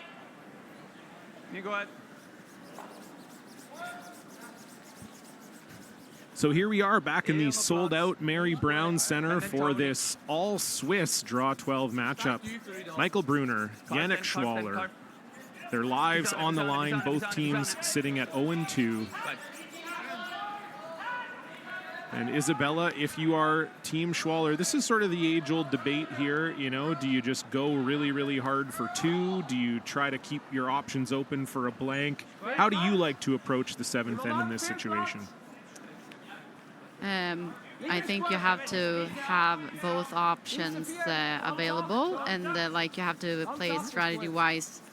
Like you wouldn't put up a corner here in that many cases. If you go around the center guard, you're kind of leaving the option. If the angles are in your favor, you can try to go more for the deuce. If they're not, you can try to just get rid of everything and get the blank. But then it's always hard because the other team is gonna really want you to score, and they would like you to score 1. Of course, they like to force you, or they're happy with the steal as well, of course. But it's one of those ends where it's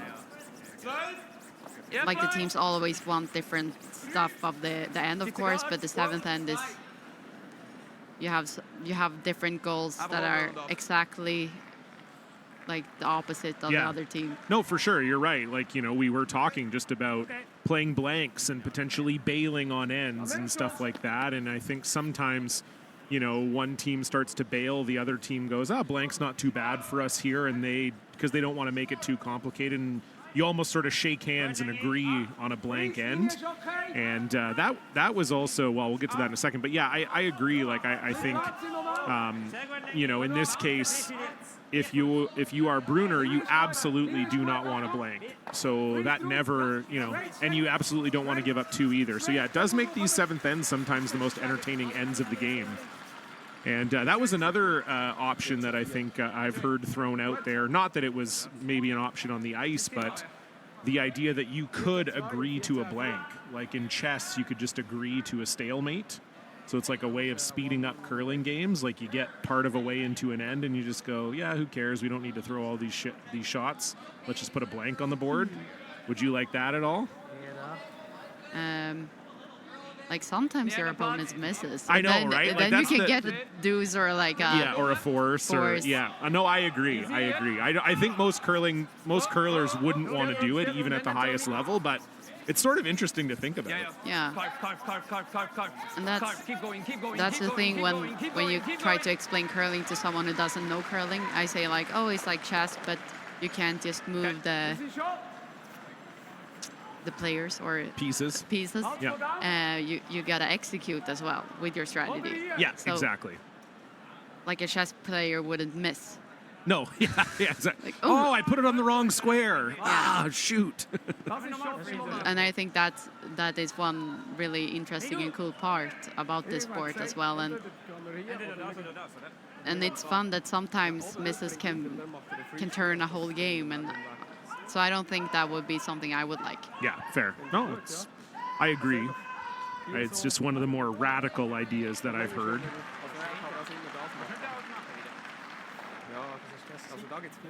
So a team talk here for Team Schwaller. They haven't taken a timeout. They do have quite a bit of time left for two ends. They've got over 8 minutes and both timeouts left.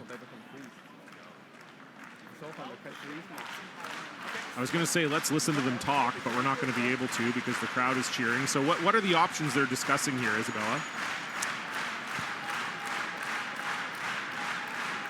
So I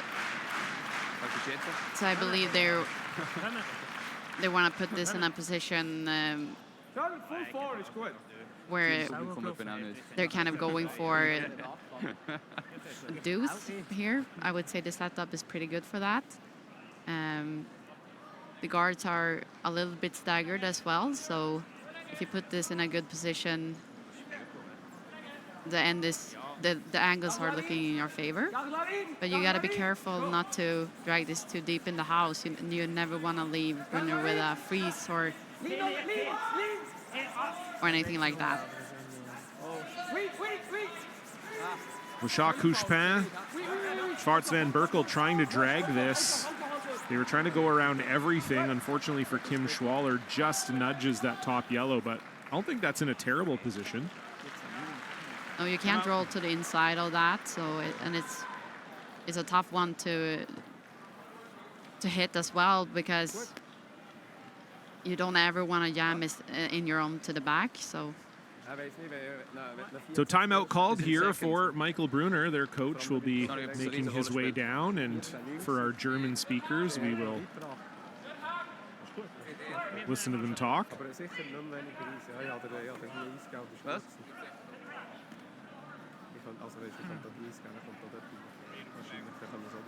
Ja.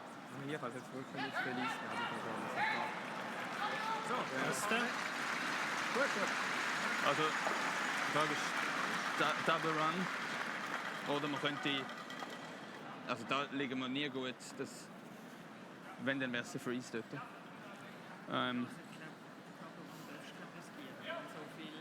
Ja, ich habe auch das Gefühl, ja. Ja.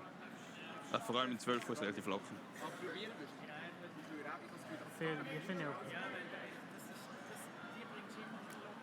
Ist gut.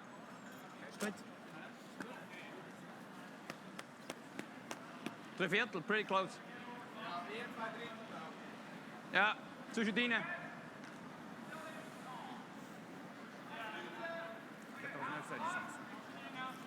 So the runner here, I think? yes, I believe so. My German isn't that good, No. but by the looks of the... Yeah, I'm just going off of where he put the broom down. My German consists of Bitte and Guten Tag. That's about it. That's about all I have for you. And Rammstein. 1, 2. What? Well, it's not too bad.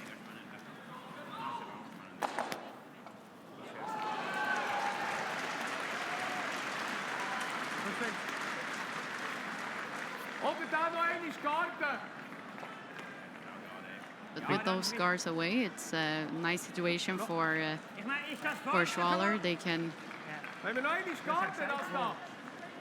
can decide if they want to guard their own, or they could hit their own and have that could be a deuce, could be a blank situation.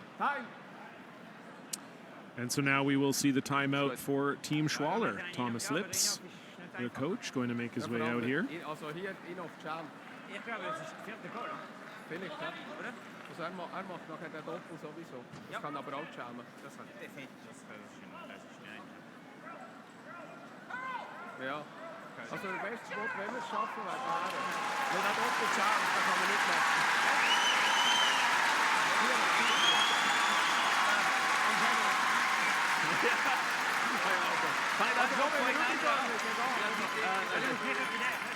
Hast du mir Dienst? Ist die was?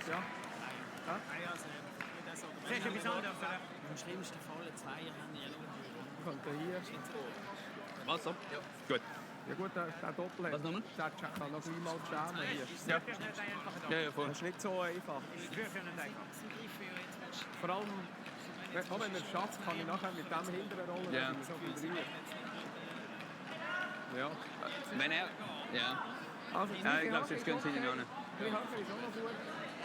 Are you surprised they're not hitting anything here? Nein. Nein.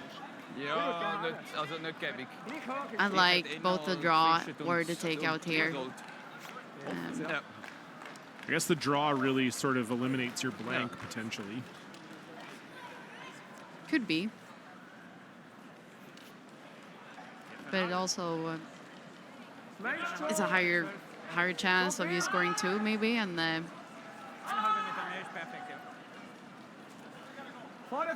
you could get the same result with a roll potentially, but I think they might be afraid of a triple or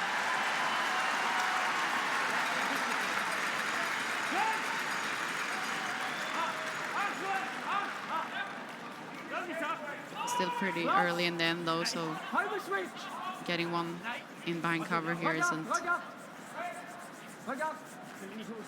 bad at all. I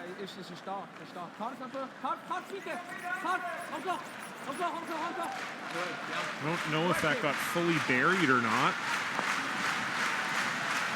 Crowd here is excited at a potential Brad Gushue 3.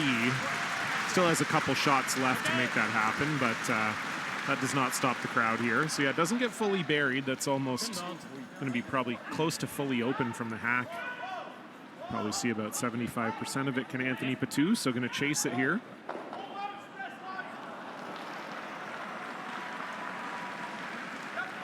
Yep. What? Yep. Yep. What? Yep. Yep. What? And that round of applause you're hearing is for our first final out here on the ice.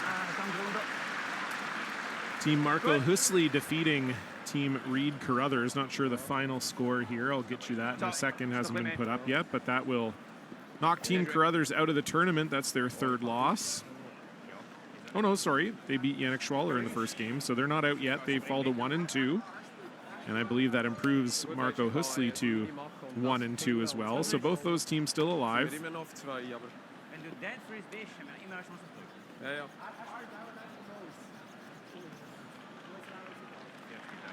And the chase successfully made by Patou on our sheet.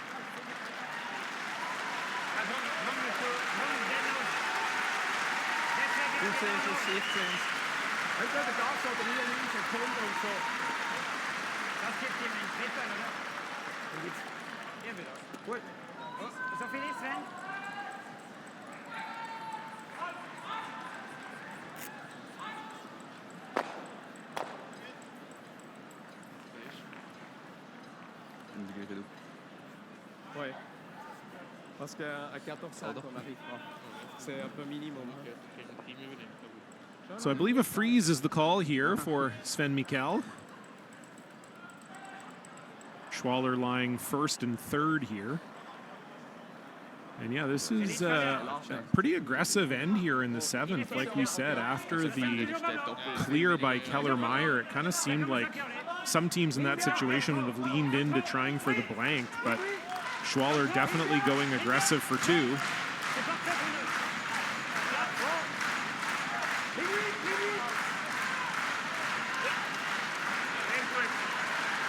And that's a really good shot again by Sven Mikkel. Fantastic freeze. Schwaller lying 2. Maybe even 3 at the back there. Tough to tell from our angle, but yeah, that's a really, really good shot from Sven. He's been dialed into draw weight all game. Was det da? Jeg har selvfølgelig en gun til beide, ja. Den er ikke til force vekk, ikke mer på glik. Ja. Ja. Yeah, so kind of a decision time here now for Brunner. Yeah, what would you be deciding on? Obviously, you could throw the freeze yourself. What do you see any other options? It's very tough to get the freeze so that the Schwaller team can't get rid of it. So maybe try for the double, triple combination there, but it's you can get a You could get a stop there as well, and then you might be looking at 3. So yeah, that freeze was very good place by Team Schwaller, and a little bit tricky now. Or they could nose it, but it's a tough shot, but and try to get rid of the backing with their own, but they might do that. Yeah, it looks like that's what they're doing, or at least maybe just throwing like a hack weight and kind of just bump it right on the nose. They're not throwing peel weight, so I'm guessing that's what they're thinking. Yeah, to try to stay on the top nose.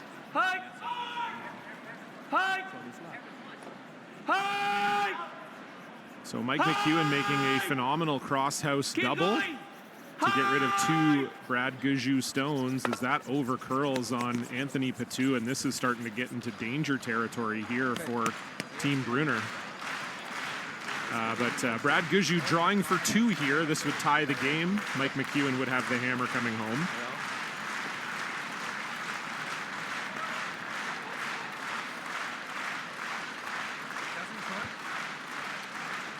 And that is indeed made. So 3-3, Gujou and McEwen.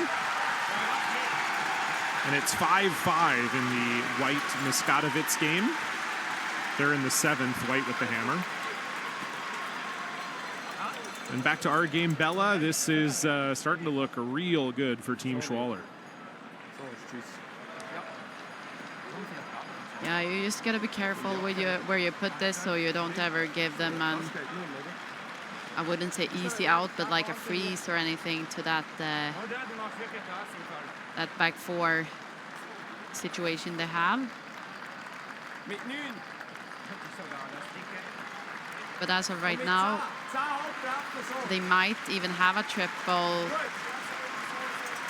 if you were to nose it with a, so they might want to change that angle a bit as well. But it's going to be a tough shot for Team Brunner either way here. Yeah, the one thing working in Brunner's favor is they still have 2 rocks to come here.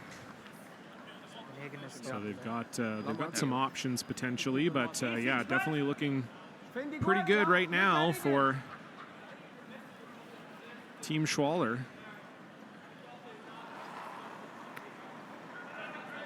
Just looking to change the angle here, get a little hit on this top red one.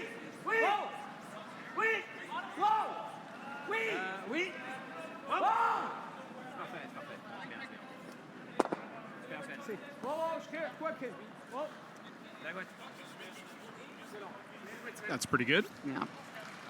Takes away the triple for sure. Sven Mikkel has had one heck of a game out here today. Echt goed skate, hoor. Is veel rechts. Daar heel dun, hoor. Ja, 3/4. Yeah, the stats have Sven Mikkel at 88, but that would include the pick, which would be a complete 0, not his fault. So curling in the 90s ostensibly is Sven, and has been, very solid all night. So just a double here, I think, Bella? Yeah, trying to get as many as go as possible, I would think. Maybe if you get the right hit, you could potentially get a double on those 2, and maybe get one on the back 4 with you, like flip it. But you could also drive it right through the hole onto your own. Yeah. That would be very bad if you did that. So some risk here for Michael Brunner, but this could also be a pretty miracle shot if he makes it. Whoa, whoa. Whoa. Andy! Whoa. Andy! Whoa, we're on the nose. We're on the nose. Whoa, whoa, whoa. Just like that. Commentator's curse.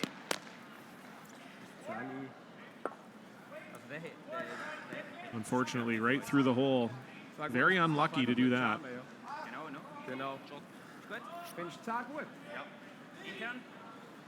Intern mit Sophie Nies. I fully believe that was the last shot of Team Brunner, but now I see they have another one. Yeah, they have another one. Yeah. So, newbie commentator. I did say they had 3 shots left when they had 3 left, but it's okay. You're not listening to me, and I understand. That's normal. That's normal for me.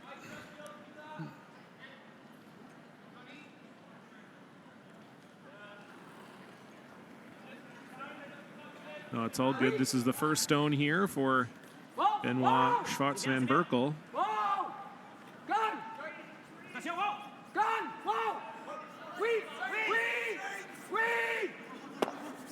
Trying to get that back red, and he does. What a shot from Benoit.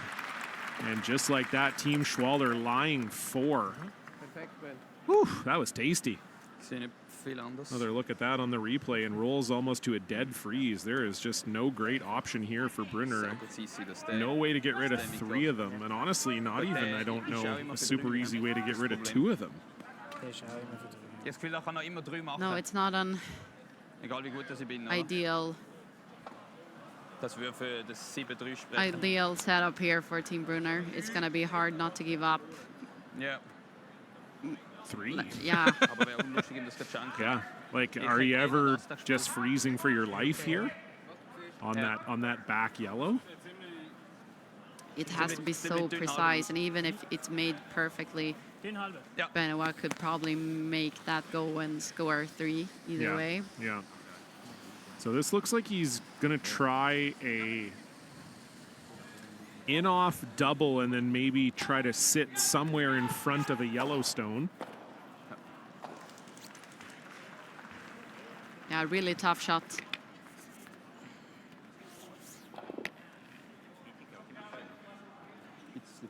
This could be the game here for Michael Brunner. Needs to throw a missile at this one and end in a good spot here. What does he have? Wow, there was a triple there. I didn't even think that was there. Oh my goodness, what a shot. Romano Keller-Meyer smacks the Jackpot City Casino sign. Holy smokes. I didn't even think he could get both of those going. That is so good. That was incredible. What a shot from Michael Brunner. Unfortunately, he had to make that incredible shot, and he's still giving up 2 here, but... I think he will be happy to give up 2 now. Absolutely. What a shot. My goodness. So it's an open hit now for Benoit Schwartz van Berkel.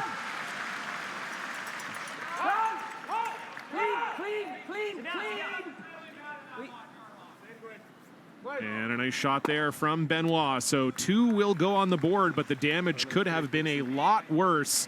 Phenomenal triple from Michael Brunner. They will have the hammer down 1 when we come back. Don't go anywhere. Oh, it's nice. Thanks. Schon beide. I've stood at the pinnacle of curling and battled in the most intense games. Out on the ice, there's no room for compromise. And when the pressure's on, every millimeter counts. It's not just a game. It's about maximizing performance, pushing limits, seizing victory. When victory hangs in the balance, I know what I'm relying on. It's a gold line. It's a gold line. It's a gold line. And it's the choice of champions. Schon ein Triple gewesen.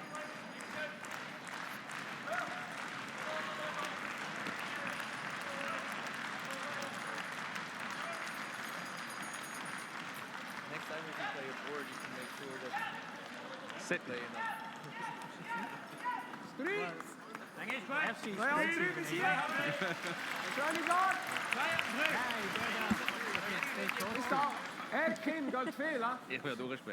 Well, Isabella, the one of the rare times as a skip where it actually feels like a victory to only give up 2.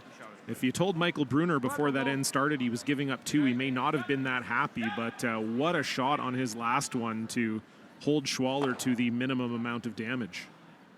yeah, that was a crazy shot, and it's so precise, and you have to have a lot of weight on it as well. Early. It's so easy that just one of those stones just bites the 12-foot or anything, but great shot.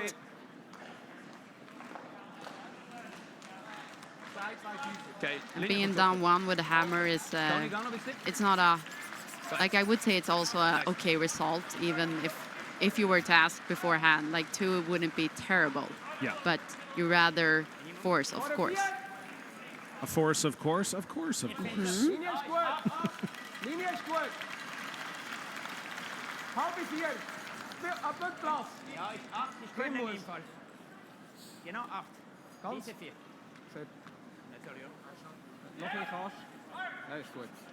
half verstek. Niet top, Pablo.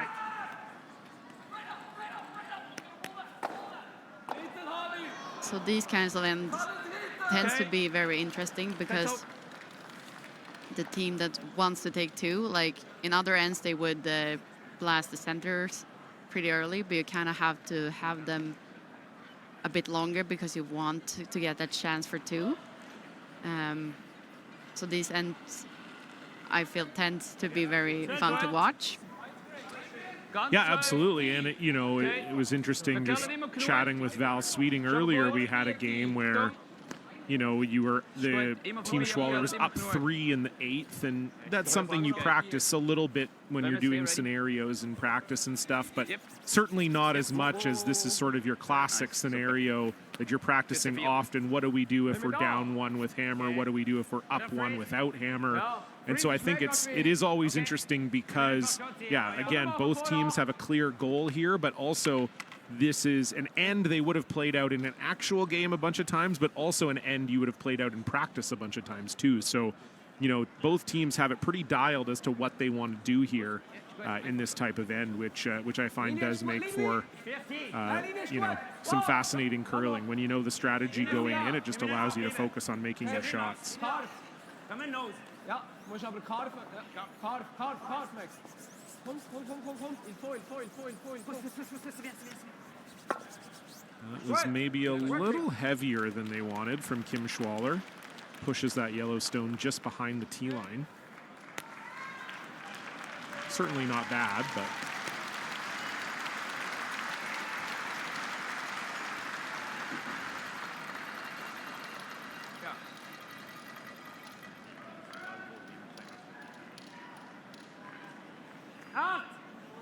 Close. Whoa. Cut. Whoa. Cut. So just a soft run back. They were just trying to feather that yellow one in the top of the house, but unfortunately couldn't do it. Schwaller still lying 2, and I guess we're going to probably see a few guards and a few peels here, Bella. Yeah. And I think they chose to play it a little bit less weight, so they could stay as a corner guard, and maybe on the next try they put some higher peel take out, I would imagine. Now but it's also a pretty easy double for Schwaller over there, so we'll see. But that's the interesting part of this end, because they want to kind of have the guards, but just not on the center.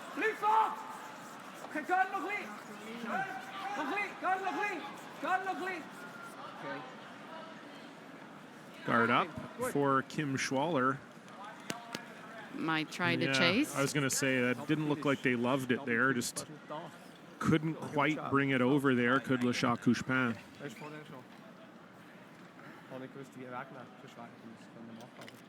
In meet the code, yeah.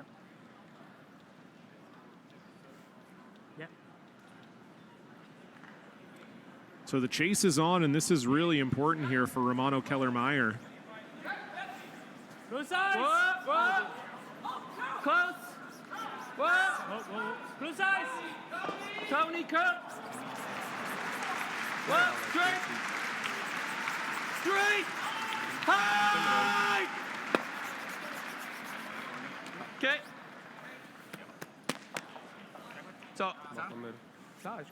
It doesn't roll in behind cover, but still a pretty good result. As long as Schwaller can't just put up another guard, you kind of have to force them to play something in the house. You want to force your opponents to make tougher shots, of course.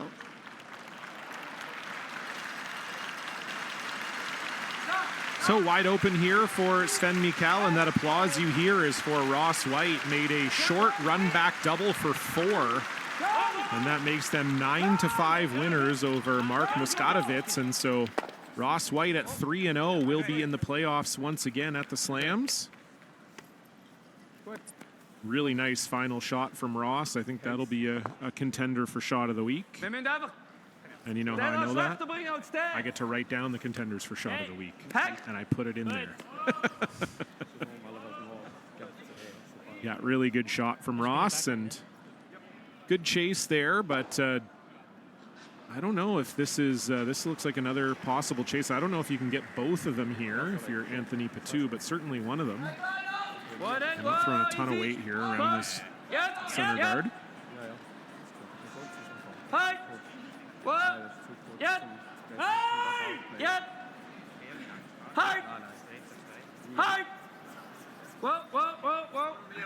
nej, wacht man. Goed. And they move it just far enough so that it's third shot. This is interesting now for Team Schwaller. I don't know. Can you chase this at all? It's tough. It's tough. It's overburied from the inside, so we have to go on the outside of that guard, and it's really tough to get to the, so it doesn't jam on your own. And Ja, ich sehe ein Drittel von, ja, Viertel. Mit dem In oder mit dem Out? maybe with the tap, as they're discussing now, you could get it. Backline. Max, ja, genau. Okay, so you heard backline is maximum weight here. So would love to just try to get inside, I think, of this red stone.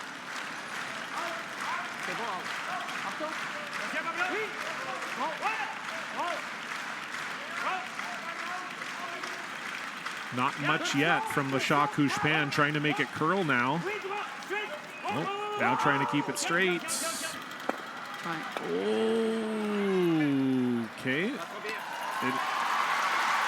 They don't seem too unhappy with that result. That seems pretty bad to me. But it's, you pushed it to the other side of the tee line, and you also have a guard in front of it, so you could maybe use it later for a freeze potentially. So even if they missed it, I think it was a pretty good miss. Ja, ja, eine weg. Ja. So they're going to discuss what to do here with the timeout as Mike McEwen is deciding what to do with his last stone here against Brad Guju. Looks like he's got a pick for the win. Could also play like a board weight on it. I think that's probably all he's deciding is what weight he wants to play.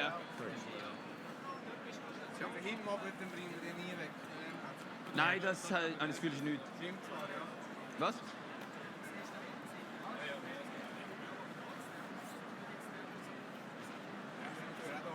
Ja, I think so. Ganz fair. Ja. Shot. Wenn möglich, aber nicht unbedingt, also ist nicht. Ja. Ja, ich will Shot da. Ja, sowieso. Das ist okay. Ja, ja. Also, ich hatte vorhin gedacht, dass los schaffe ich nicht. Aber ja, vielleicht wäre es gegangen. Also mit dem, aber ich kann sowieso wieder wischen für den Druck. Ja. Eigentlich. Haben wir gesagt, das gesehen. Das ist einfach gut. Das finde ich die Backline, ne? So timeout finished, and again we heard backline, the call here. So probably just looking to, I guess, tap this yellow one back, lie two.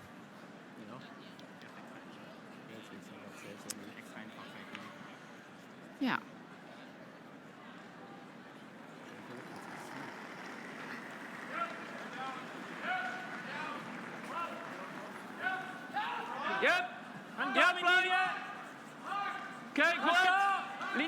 And Mike McEwen will make his final stone, and so it is a 4-3 win for Mike McEwen. That actually moves him to 5-0 against Brad Gushue on the year. Not too often you see a team have that good of a record against Brad, and this one comes way short for Anthony Patou on our sheet. That pick or what? I don't know. Were they actually gonna play a back line, or were they like saying to him like it feels like you have to throw a back line? Because I think they would rather want that over the T line. Right, I thought so too. It just my German is not great, and I heard back line. Yeah. But I agree with you. I think you're right. Maybe just coming through that middle track. We talked about it getting maybe a little bit sludgy. And this is going to be interesting now because the Brad Gushue game is over, and we are seeing a lot of the fans leave the building. And so that's not only distracting for the players, you're seeing a lot of movement in the building, but it may also change the temperature of the building with all these people exiting rapidly. So that could make it even a little more sludgy through the middle, something they'll have to keep an eye on here. We'll see if Benoit Schwartz-Van Berkel can manage it here. Mike McEwen moving to 3-0 and into the playoffs alongside Ross White and Brad Jacobs. Those are the men's teams that have qualified so far. And this is much better weight than Patou had. That's really nice from Mr. T. Puts it where else? Right on the tee. Great freeze. And it's going to be tough for Brunner to find two here, I think, Bella. Yeah, it's looking a lot like an extra. But if you ever freeze on that one, I think it's hard to freeze. Like, yeah, you can't corner freeze a better one on the next one, but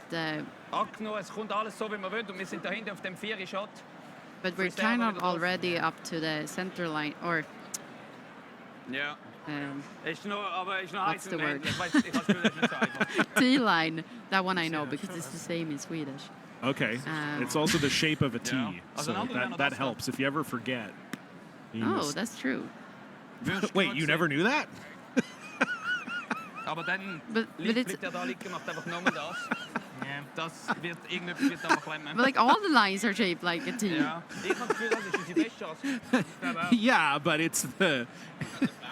Wenn wir gut sind, sollte auf den zeigen. Yeah, exactly. Well, hey, look, I'm happy to give you some knowledge today. I thought you were going to teach me on this stream, but apparently I've...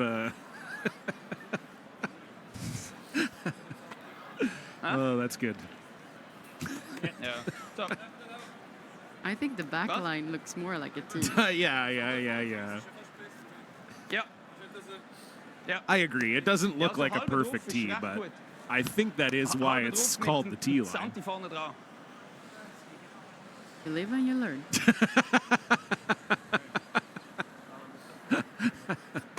Yeah, I learn a lot when I'm doing these commentary streams.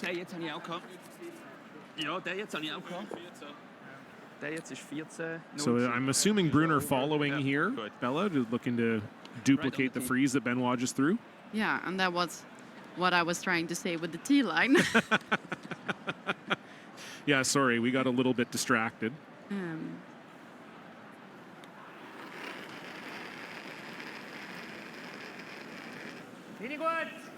So if this is made perfect, it could be hard to freeze another one that's shot. Ist auf T, Linie super.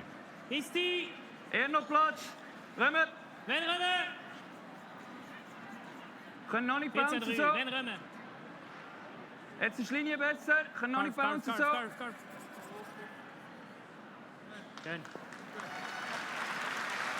Very nice from Michael Brunner right on the corner, getting some applause from the faithful that are left here in St. John's. I like it. Well done.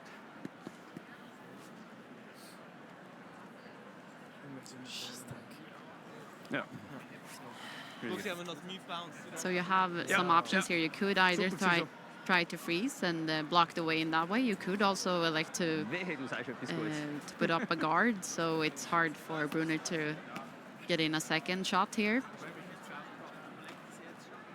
Yeah, you did sort of say we may be heading for extras, and why not, hey?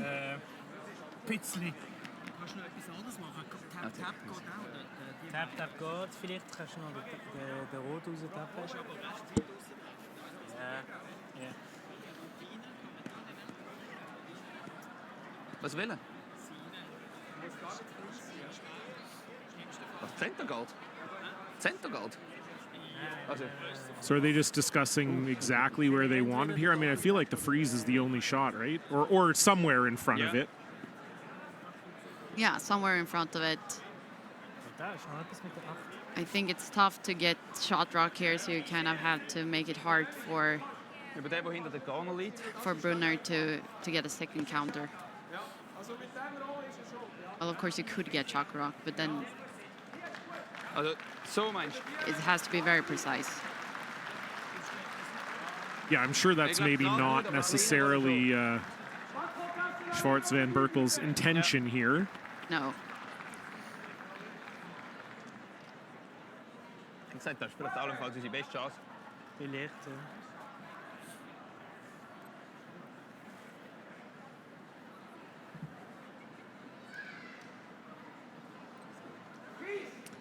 So final stone. Team Schwaller looking to keep themselves alive in this game here. Need another freeze or a small tap from Benoit Schwartz.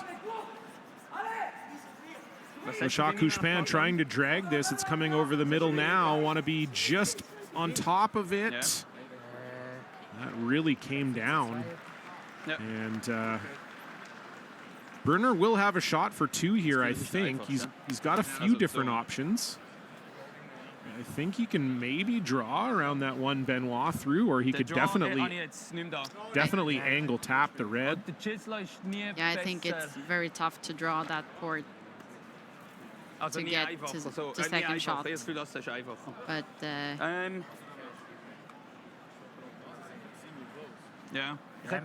think that yellow one is in the way of. And with the corner guards, I don't believe there's a way there, but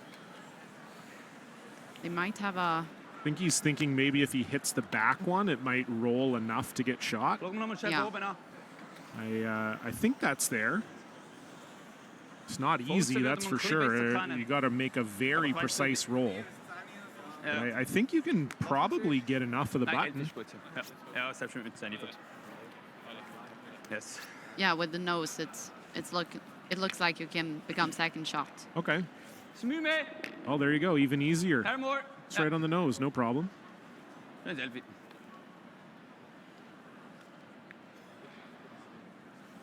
So final stone for Michael Brunner. A nose or a hair inside roll here for the win. Close. Yep.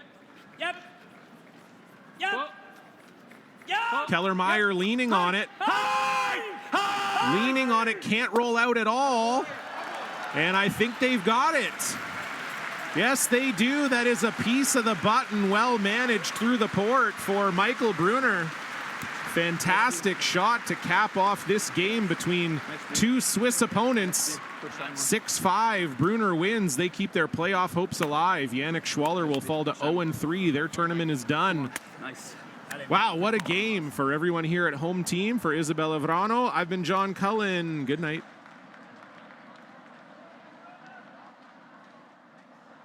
Curling fans, that wraps up day number 3 here at the Coyote National.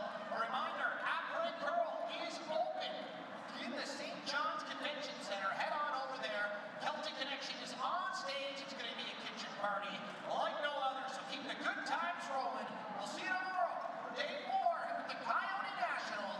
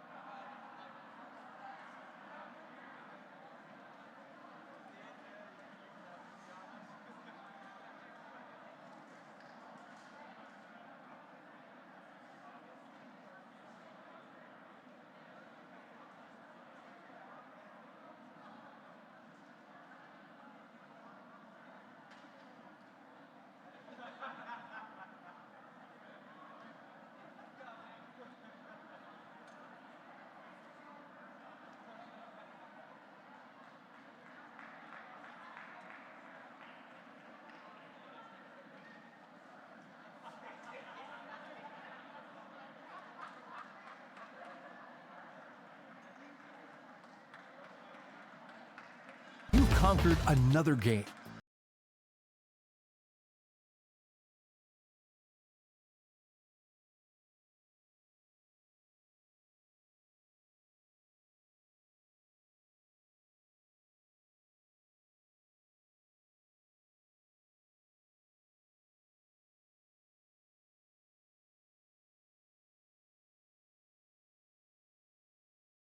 Locally, enjoy casual. Stood at the pinnacle of curling and battled in the most intense games. Out on the ice, there's no room for compromise. And when the pressure's on, Every millimeter counts. It's not just a game. It's about maximizing performance, Pushing limits. Seizing victory. when victory hangs in the balance, I know what I'm relying on. it's a gold line. It's a gold line. It's a gold line. And it's the choice of champions.